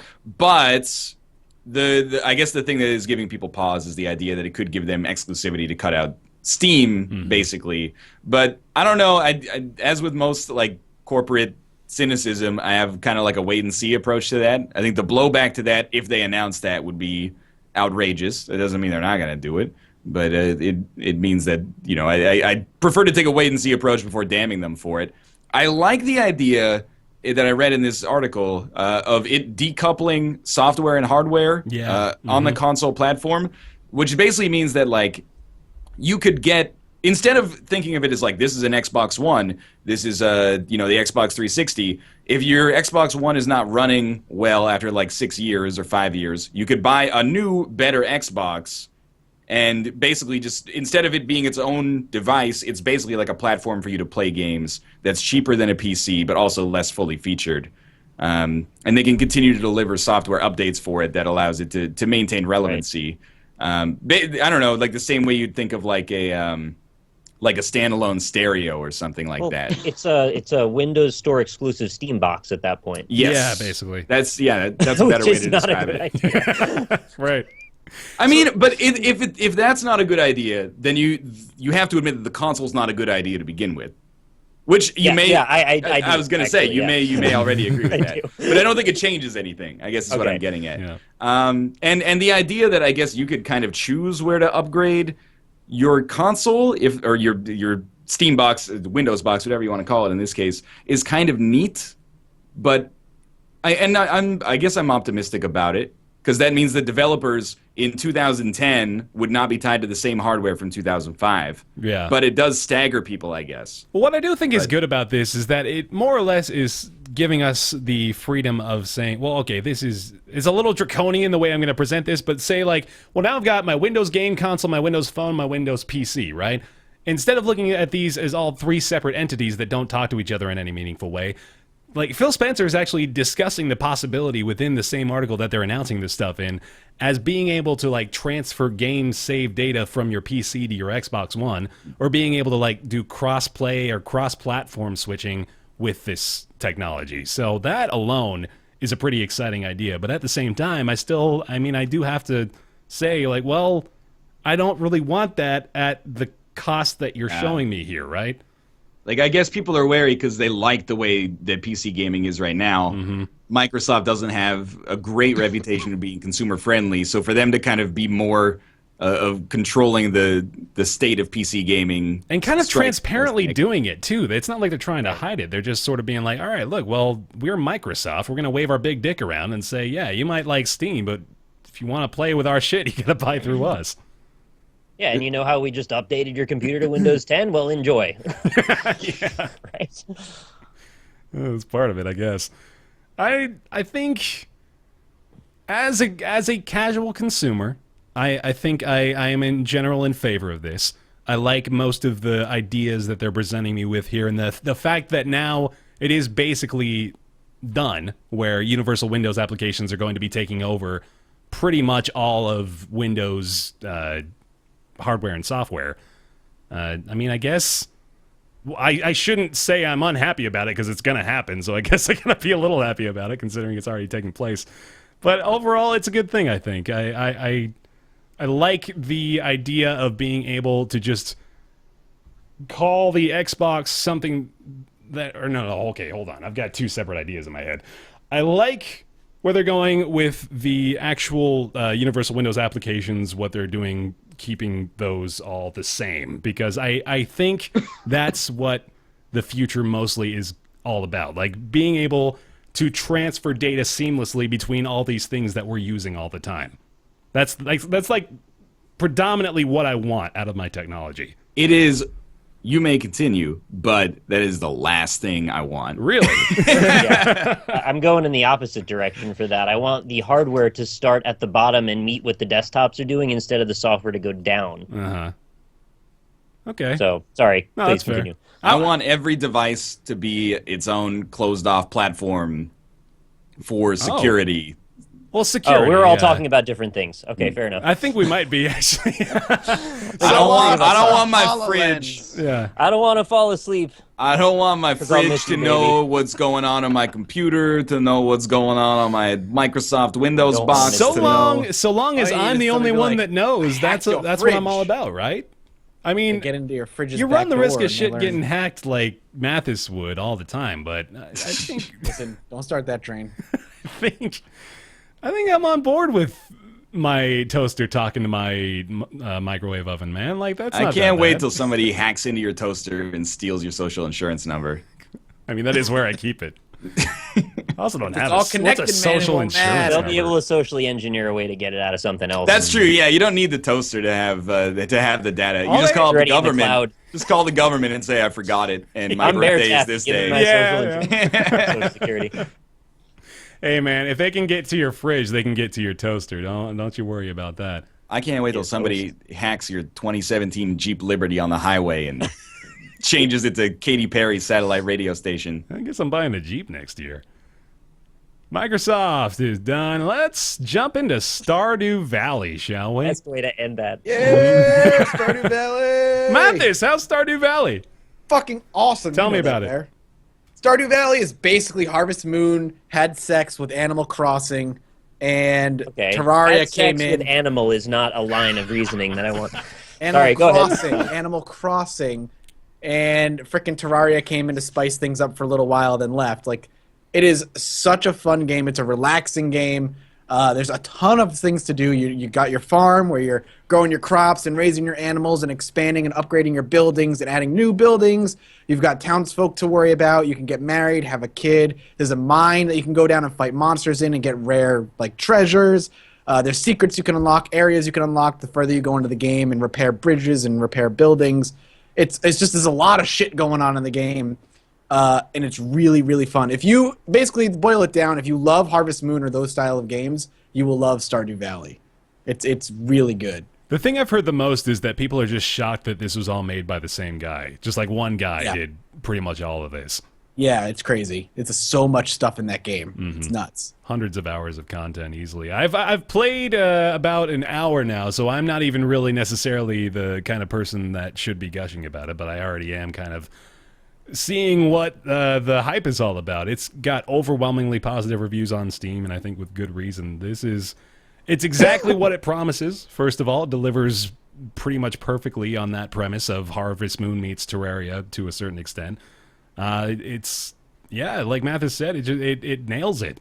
It really does. It does the farming game exactly how you're supposed to do a farming game. I mean, that's more or less the gist of it. It's beautiful. The music is great. I don't know, I just love it. I just think it's really well done all the way around. I'm a sucker for those kind of like wind down games. Like those are the games. Like the last game I'll play in my recording session is always Stardew Valley because it's relaxing. There's a lot of stuff you can do. They have secrets hidden within it. Like certain things only happen during like certain years within the game, during certain seasons. There's just a lot to keep you on your toes. There's a lot of things you can do. It's really good. Do you find yourself getting bored ever? Or is it Not all yet. just, you just... No, because the cool thing too is like if you've done what you want to do for that day, you can go to bed at any time. So if you're done at like 11 a.m., you can just go to bed and fast forward to the next day. So I always have something I want to do, and I can usually fill out the day. If I do my farming duties early and I have nothing in town I want to do, I'll go into the mine and go further into the mine, or I'll fish. No, yeah, I haven't gotten bored yet. That's fantastic. All right. I have nothing left to say, actually. I think, honestly, it speaks for itself, more or less. This is a game that you don't really have to dig that much into. Although, like Mathis said, if you dig, there's plenty more to be revealed. Yeah, you get it. You get it. Hey. Yeah, I think it's a pretty damn easy recommendation. $15 on Steam right now. Yeah, it's $15. It's $15, man. It just came out last week. Already thousands of positive reviews. I couldn't really find much about it that I didn't like for the little time I've played already. And I think if you're the sort of person who wants this game, you probably already have 150 hours in it. So you didn't need us to tell you. I haven't played it yet, but I intend to. I don't know if I'll have 150 hours. We'll see. I want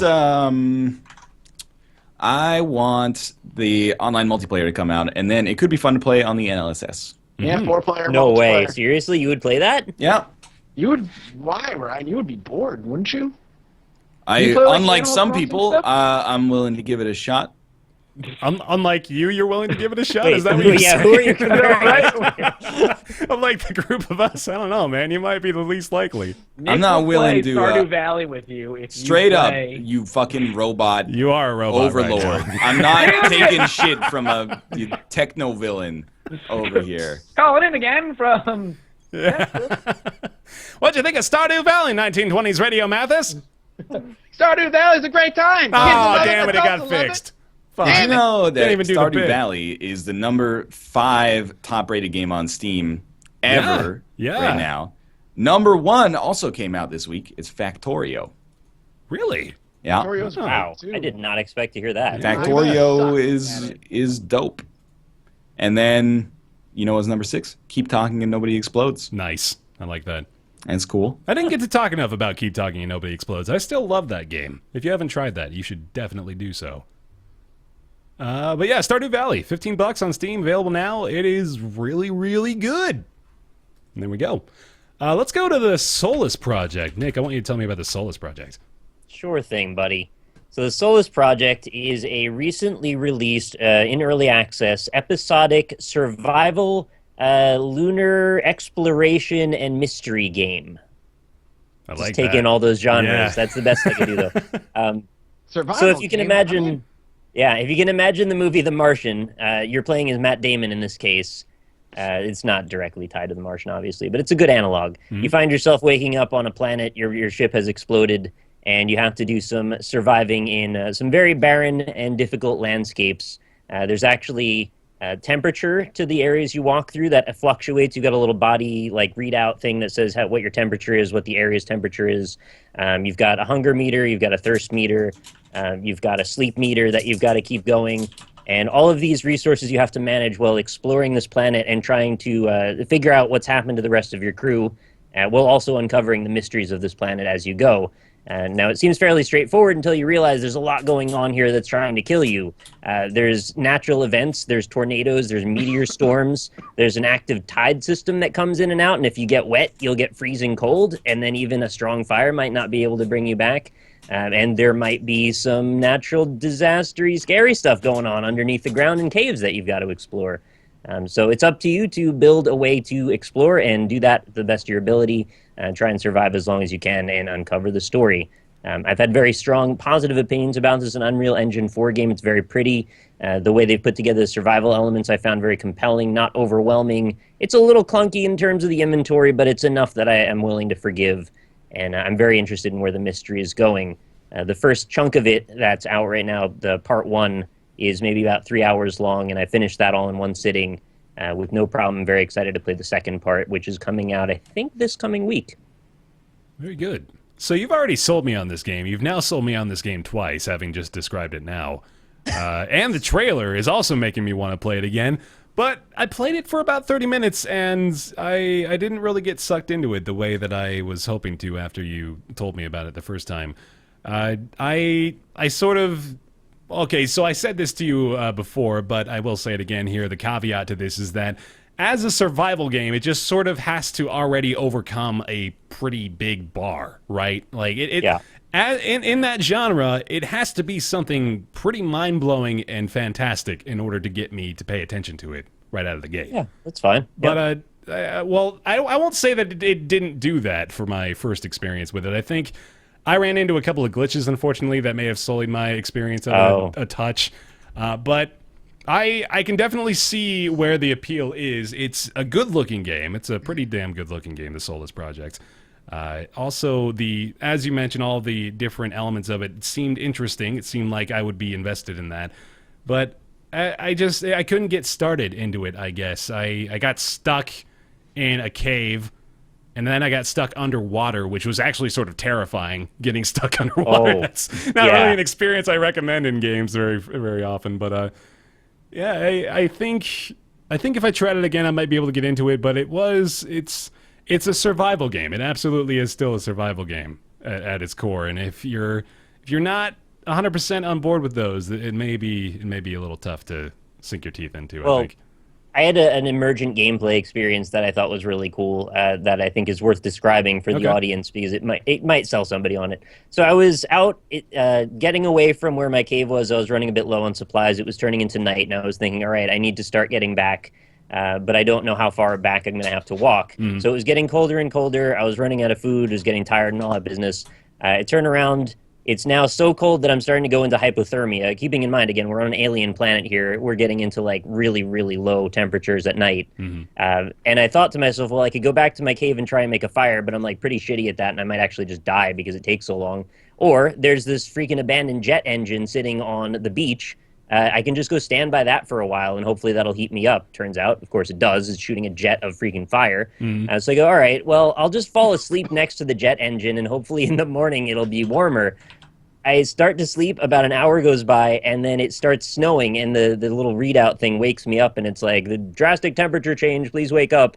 And it's now snowing, and then I hear this crazy doomsday music coming in. It sounds like a demon from hell. And it's a tornado coming from the other side of the horizon. Oh, shit. Coming directly toward me.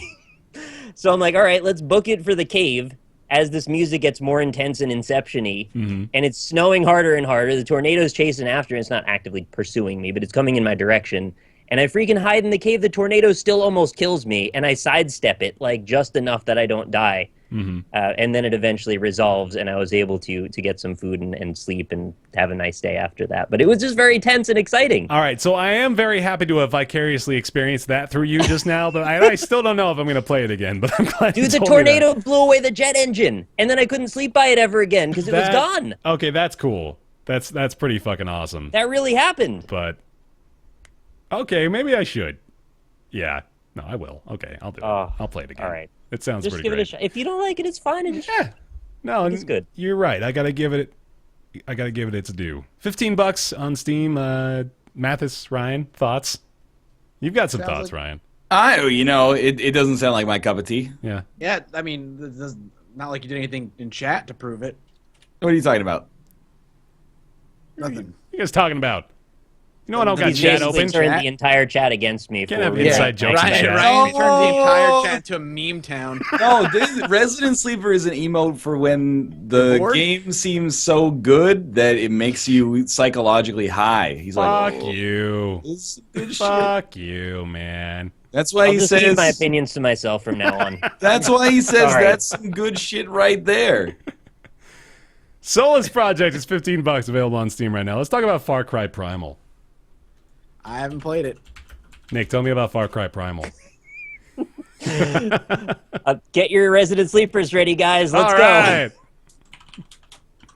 Far Cry Primal is the new entry in the Far Cry series that is growing increasingly prodigious by the year. It is a 20,000 BC version of Far Cry, where you wake up and have to enact your primal living strategies while accruing tons and tons of crafting items and creating a life for yourself out in the jungle wilderness. Essentially, the thing that I was really surprised about, it's a beautiful looking game, plays very much like the other Far Cries that you might have experienced, ranging from 3 to 4 to this. They managed to somehow take that Far Cry formula and deviate so minimally from it that it's kind of amazing, actually. Despite the drastic change in time zone and time period, rather, you still are playing Far Cry very much, and they found a way to make it compelling anyway. I'm not having a bad time with it, and despite some bugs that I ran into yesterday, it's a pretty cool thing. I just don't know if they can really go on and keep making this game anymore. Yeah. That's the thing. Like, I'm for it this time, but this is the last time I'm for it. If What's they make funny is, another like- Far Cry, it's got to be different. Yeah, like when we were talking about this before this show, what's funny is like we're not even really concerned about Primal as a game. We're thinking about, okay, this is Ubisoft, this is an established franchise. What are they going to do next with yearly. it? Yeah, so we've got to make sure that we don't hype it enough to the point where they just get excited enough to just make another Far Cry Primal. So It's Assassin's. Well, they're removing Assassin's Creed from the yearly installment, so they got to put something as a yearly I installment. guess It's gonna be Far Cry. Damn it, you're right. Ah, shit. That is going to happen. Like, we need to make money every year somehow. Oh man.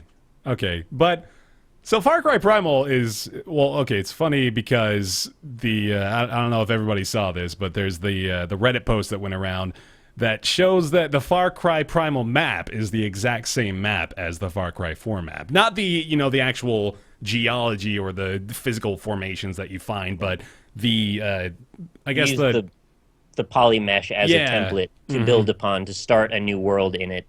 And you can tell because some of the rivers match up to like a really detailed level. But it doesn't have any bearing on the gameplay. You can't tell it when you're in the game. It's just if you look at the top-down version of the map.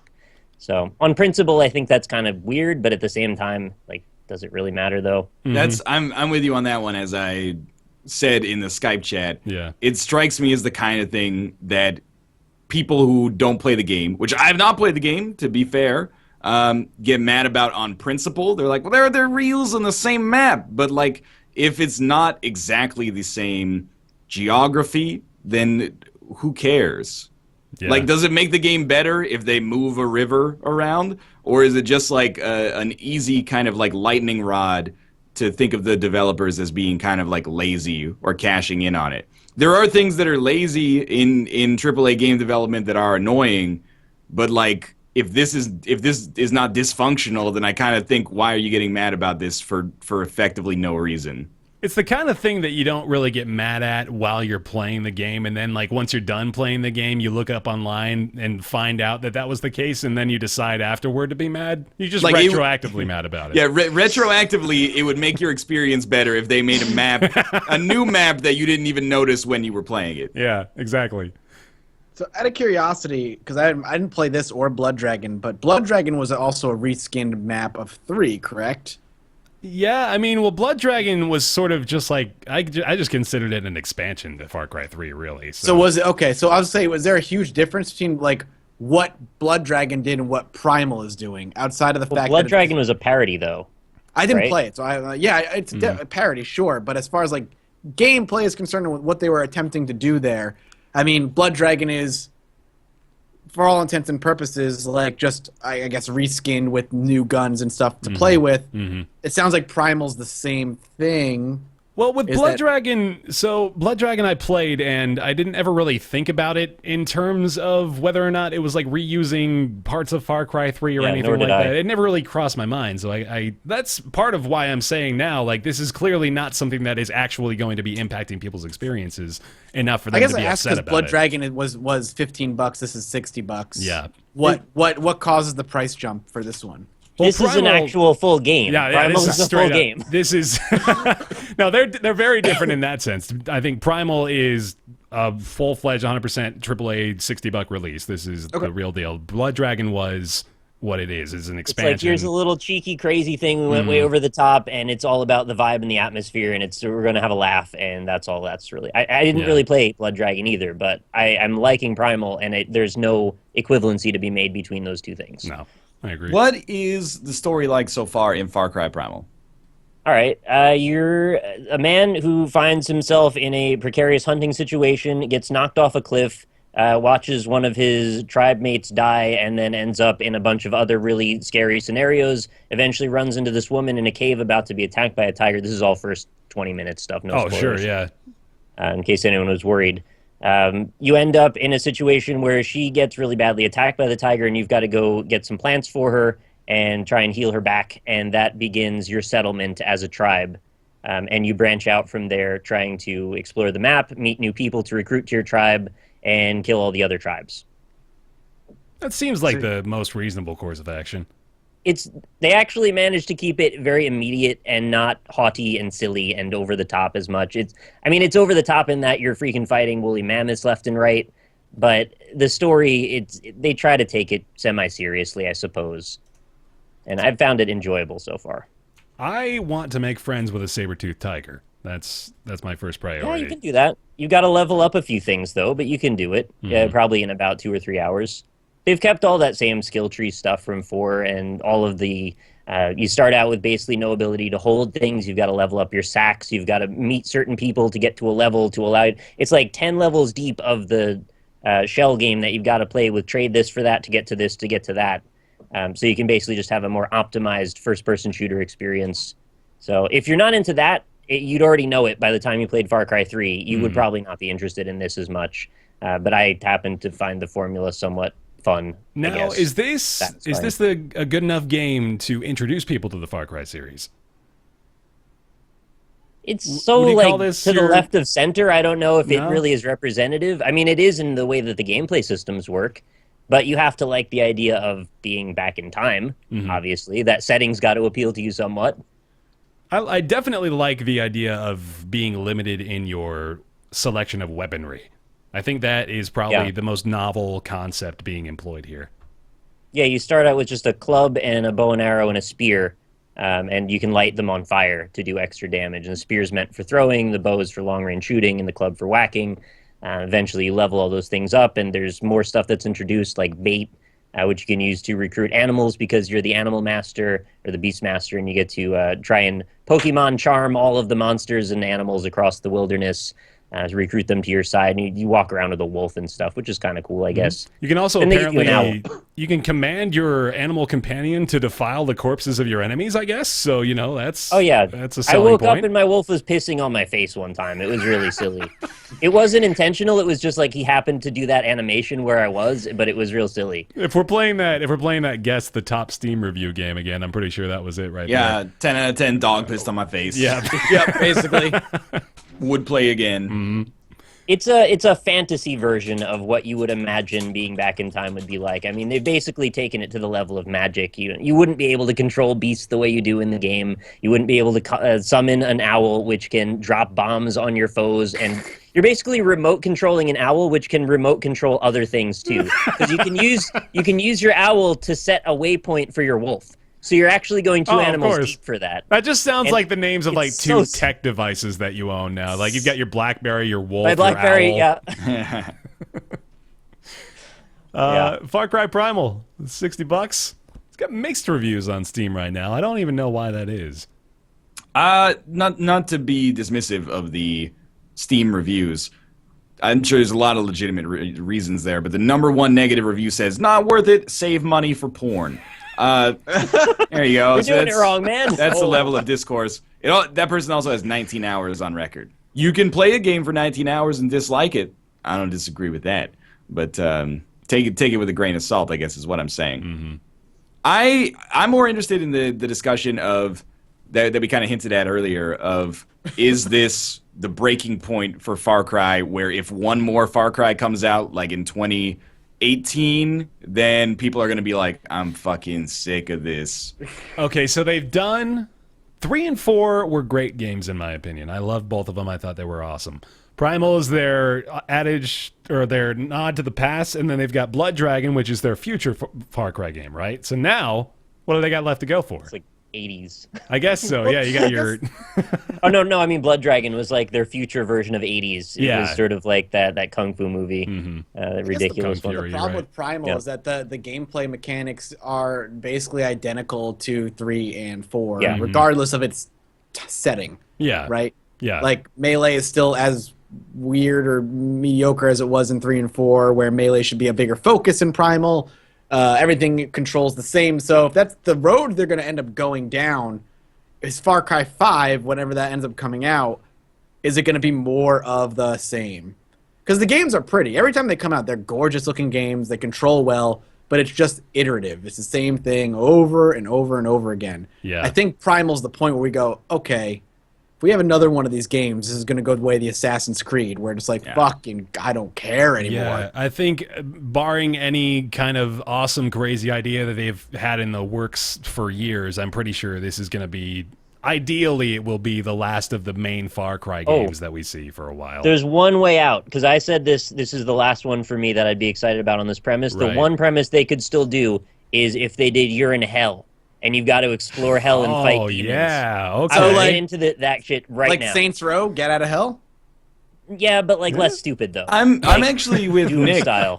Like the reason I play Far Cry when I play it is for the stylisticness of it. Mm-hmm. Like Far Cry 4, I quite liked, but it wasn't because of. I mean, the mechanics are fine, but it was more because of the tone that it takes, which is just kind of ridiculous. Like Far Cry 4, when you're in your fucking ornithopter, like flying from objective to objective, you're just like, this is silly. So I kind of agree that the sillier they can make Far Cry, or the zanier they can make Far Cry, the more likely I am to get into it. Like, yeah, not quite as silly as Saints Row, but a ridiculous setting for sure. Like, the setting is more of the star of those games than the mechanics for me. You just want like a full-fledged Blood Dragon, but with a different setting, basically. Basically, yeah. I want them to take it seriously, like on its own merits, but be a thing that's impossible. Yeah. So I think Hell would be perfect for that. I like that, actually. Far Cry Hell.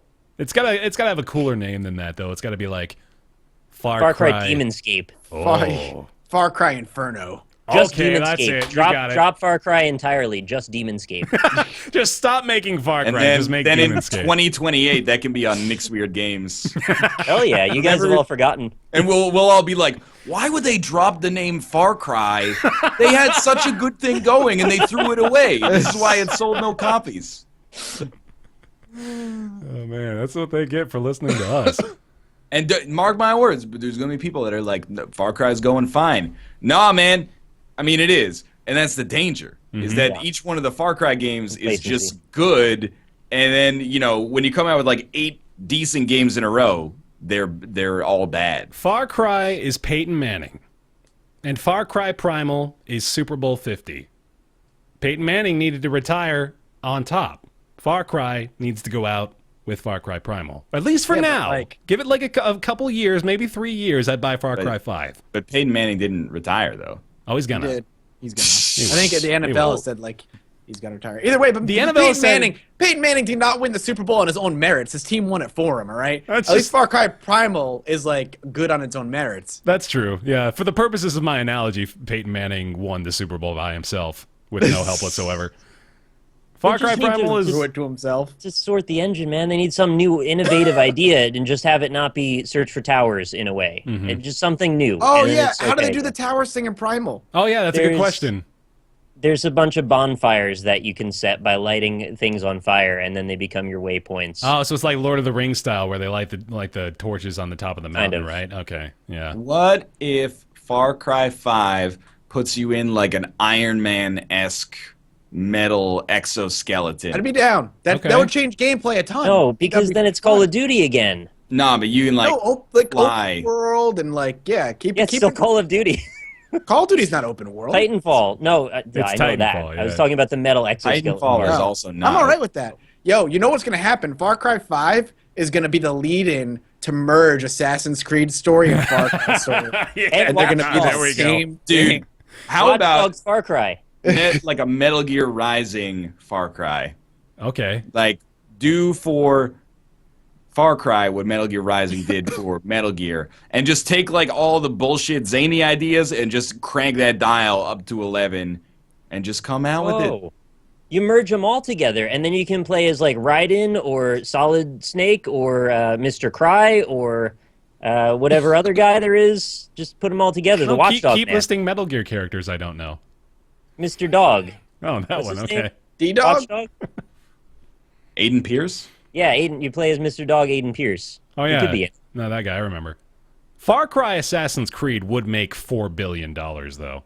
And he's got to be in the exosuit. And then when they go, we've made some changes. You might be familiar with the hidden blades. Why don't you squeeze your hands together? And then like an 8-foot-long laser sword comes Oh out. my god, that's awesome.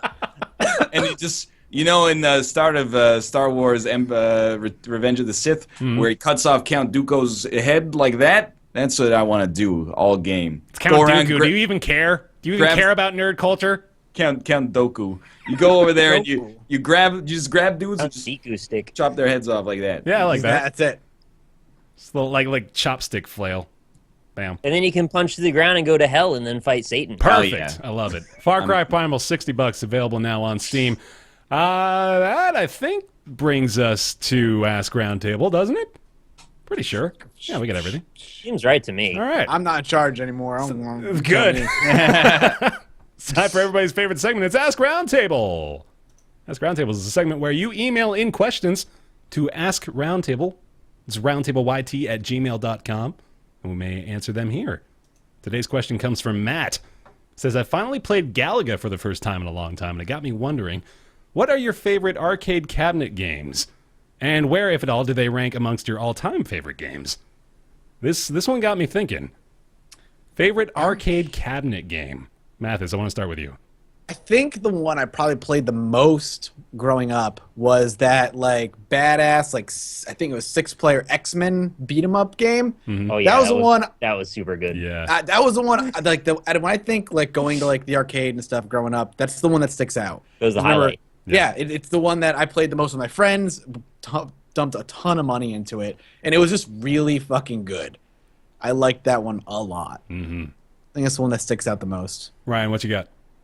Probably like NFL Blitz or NBA Jam Tournament Edition. It's good too. Like I hate when you go to a movie theater these days and it's all the same. It's like 2 air hockey tables and like a DDR machine or You 2 got your DDR machines. Cabela's linked Big up. Hunter. Yeah, I have like Big Buck Hunter and then like an ancient House of the Dead. Yep. I'm like, nah, dog. Give me NBA Jam or NFL Blitz or the hockey game that I can't remember the name of. Like I would be super into that.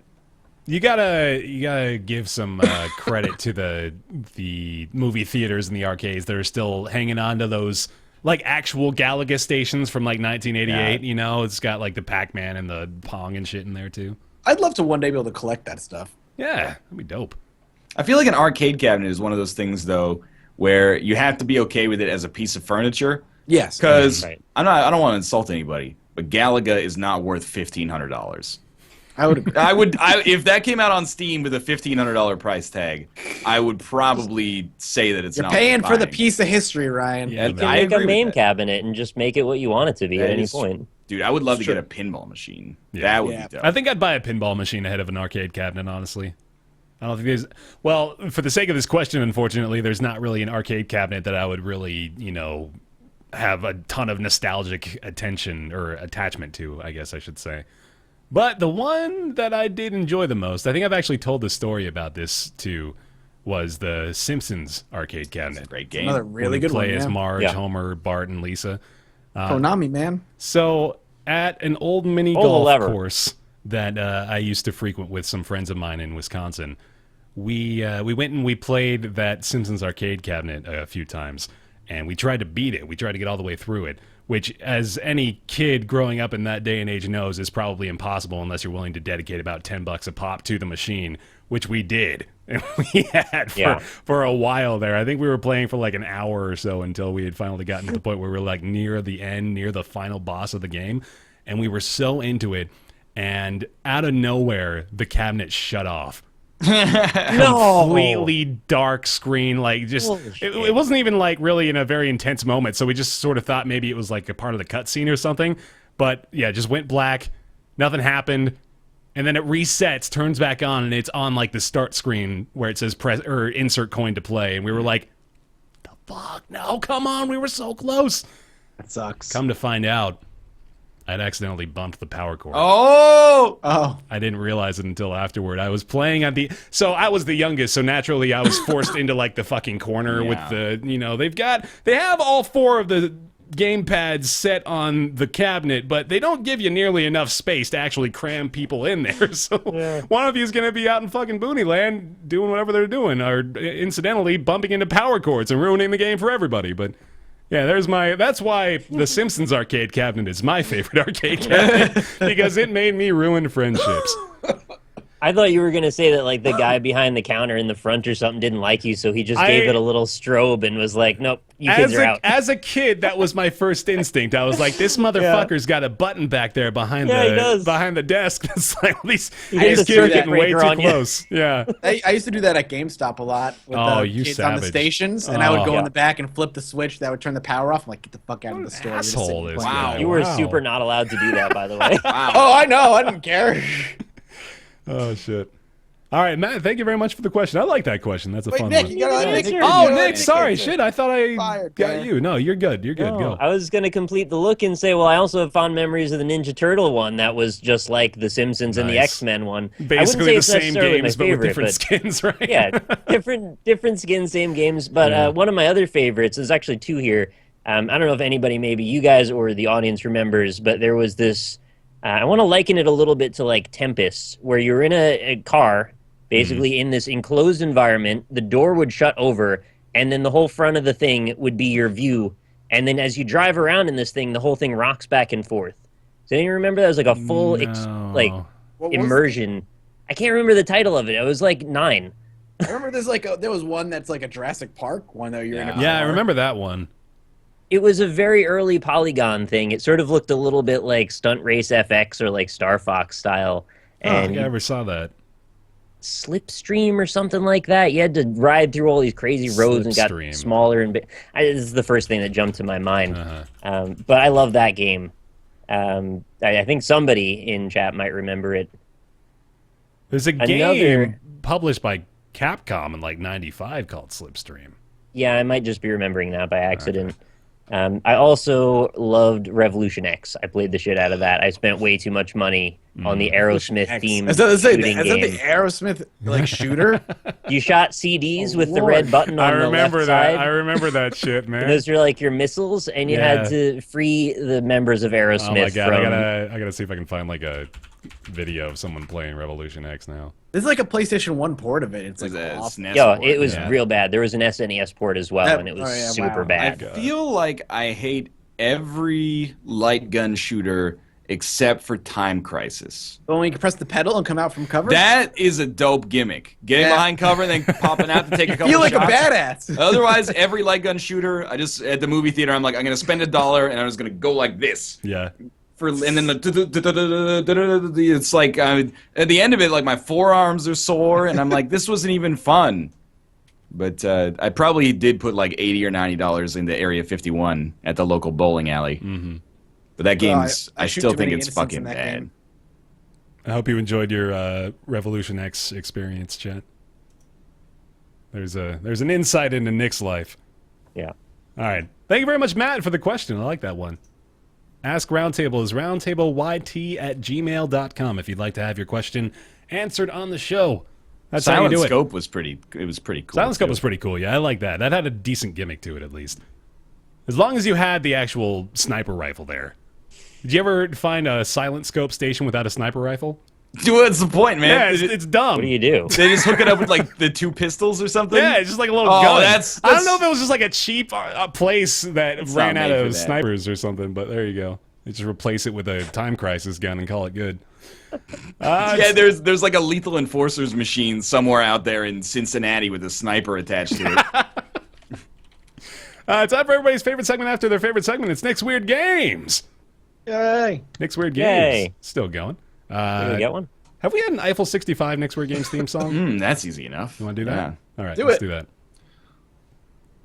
You got a lot of options for that, though. No, well, I'm not going to do Move Your Body, let's be honest. So it's going to be Now listen up, here's a story about a little guy who had some weird games, and all day and all night for his entire childhood and adolescence he collected weird games for the N64 and the GameCube and the Dreamcast and the 32X and Sega CD. He had all the games, and now he's finally got somebody to listen. Good echo. Next Yeah. weird games, next Yeah. weird games. Yeah, it would be next weird something like, games, um, next weird games. It's a game that you've never seen from 2003 that you've never seen. It's a JRPG published book by Konami in Southeast Asia. It's a next weird shit. game. Well done, man. Yeah. That was a So good one. good. Good stuff. Oh, Next, so good. Chat's saying a lot of no votes, so I don't know how this That's one bullshit. went. Super Oh, we hot. gotta hide chat. Rap god. I'm blue. Rap Hide god. it. Hide it. All right. next Well, weird games. Let's do it. today I've got for you a PS2 game. It's not an RPG. This is a physics-based puzzle game. Is what I'm going to give you. So we're talking about a game that was released in 2006, designed by Mark Walden and Rich Hancock. Mark Oh, Wahlberg. dude. Mark Wahlberg. I know. I was very confused. Mark Wahlberg and Rich Hancock, developed by UTV Ignition Entertainment and Awesome Studios. Wait, sorry. What's it for? PS2. Is it? It's an iToy game. But it came out on multiple systems, Oh, it's so not an let me just iToy. be Alright, clear. alright. Came out on PSP, Wii, PS2, and apparently PS3, although I'm not quite familiar how on the PS3 part. Physics-based puzzle game on the Wii. I couldn't imagine. All right, so the aim is simple. I'm reading from the back. Progress through a series of wacky labs, avoid the dangers, and escape without spilling your precious liquid. Is it? How would they phrase it like that? Of course I'm going to interpret it that way.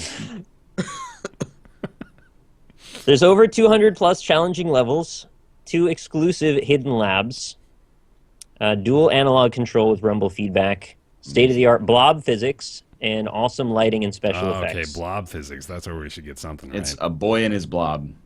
Incorrect. They're still promoting like Rumble, so Yeah. that's weird. Shoot. You're going to have to go all in on this one because there's really not much to work with here. You got a screenshot maybe you could show? Can you like hold it up Screenshot. like just close enough to the camera to where I could see one of the screen grabs on the back of the box? That's a new hint. Yeah. Yeah, it's a lifeline. I've been gone for a while, man. I've had some ideas about next weird games. I'm going to try and cover a bunch of it. I don't know if this If you is going think to it'll work, might not. It's like start from closer to the camera and then just move your way back. Oh, there you go. There you go. Yeah, that's going to do it. Okay. I still got nothing. I appreciate the effort you put into that, but that didn't help me at okay. all. No, I got selectively blank. edited the things that I read to you because there's a specific word that if I said would probably give away most of it. Okay. Is the word the lose condition? For example, is the game called like Spill Factory or something? No. Is it called Don't Drop a Drop? No, it's not called Don't drop a drop of your precious goo.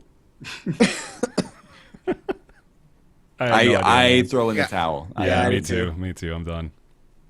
Just give me one more second. I'm just going to check if there's a way that I can... Anybody in chat get it that you saw? Yeah, I think so. Okay. Well, they weren't specific, but I'll have to look at it a little bit closer. Colors still play a part in the game, and so a new color chart is implemented in the top right corner to help with mixing colors. It can be turned off in the options menu. Colors are changed by mixing two together or using a paint shop to color the lab and things. Still selectively editing here.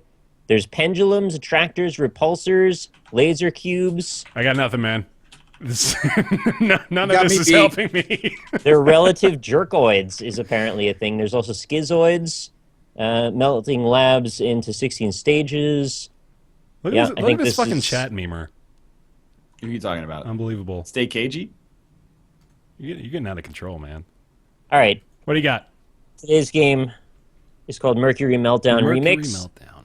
sequel to Archer McLean's Mercury, available exclusively on the PSP. This one was available on PS2 as well as those other platforms I mentioned. It's a game about guiding your blob of mercury from the beginning to the end Man. without spilling all of it.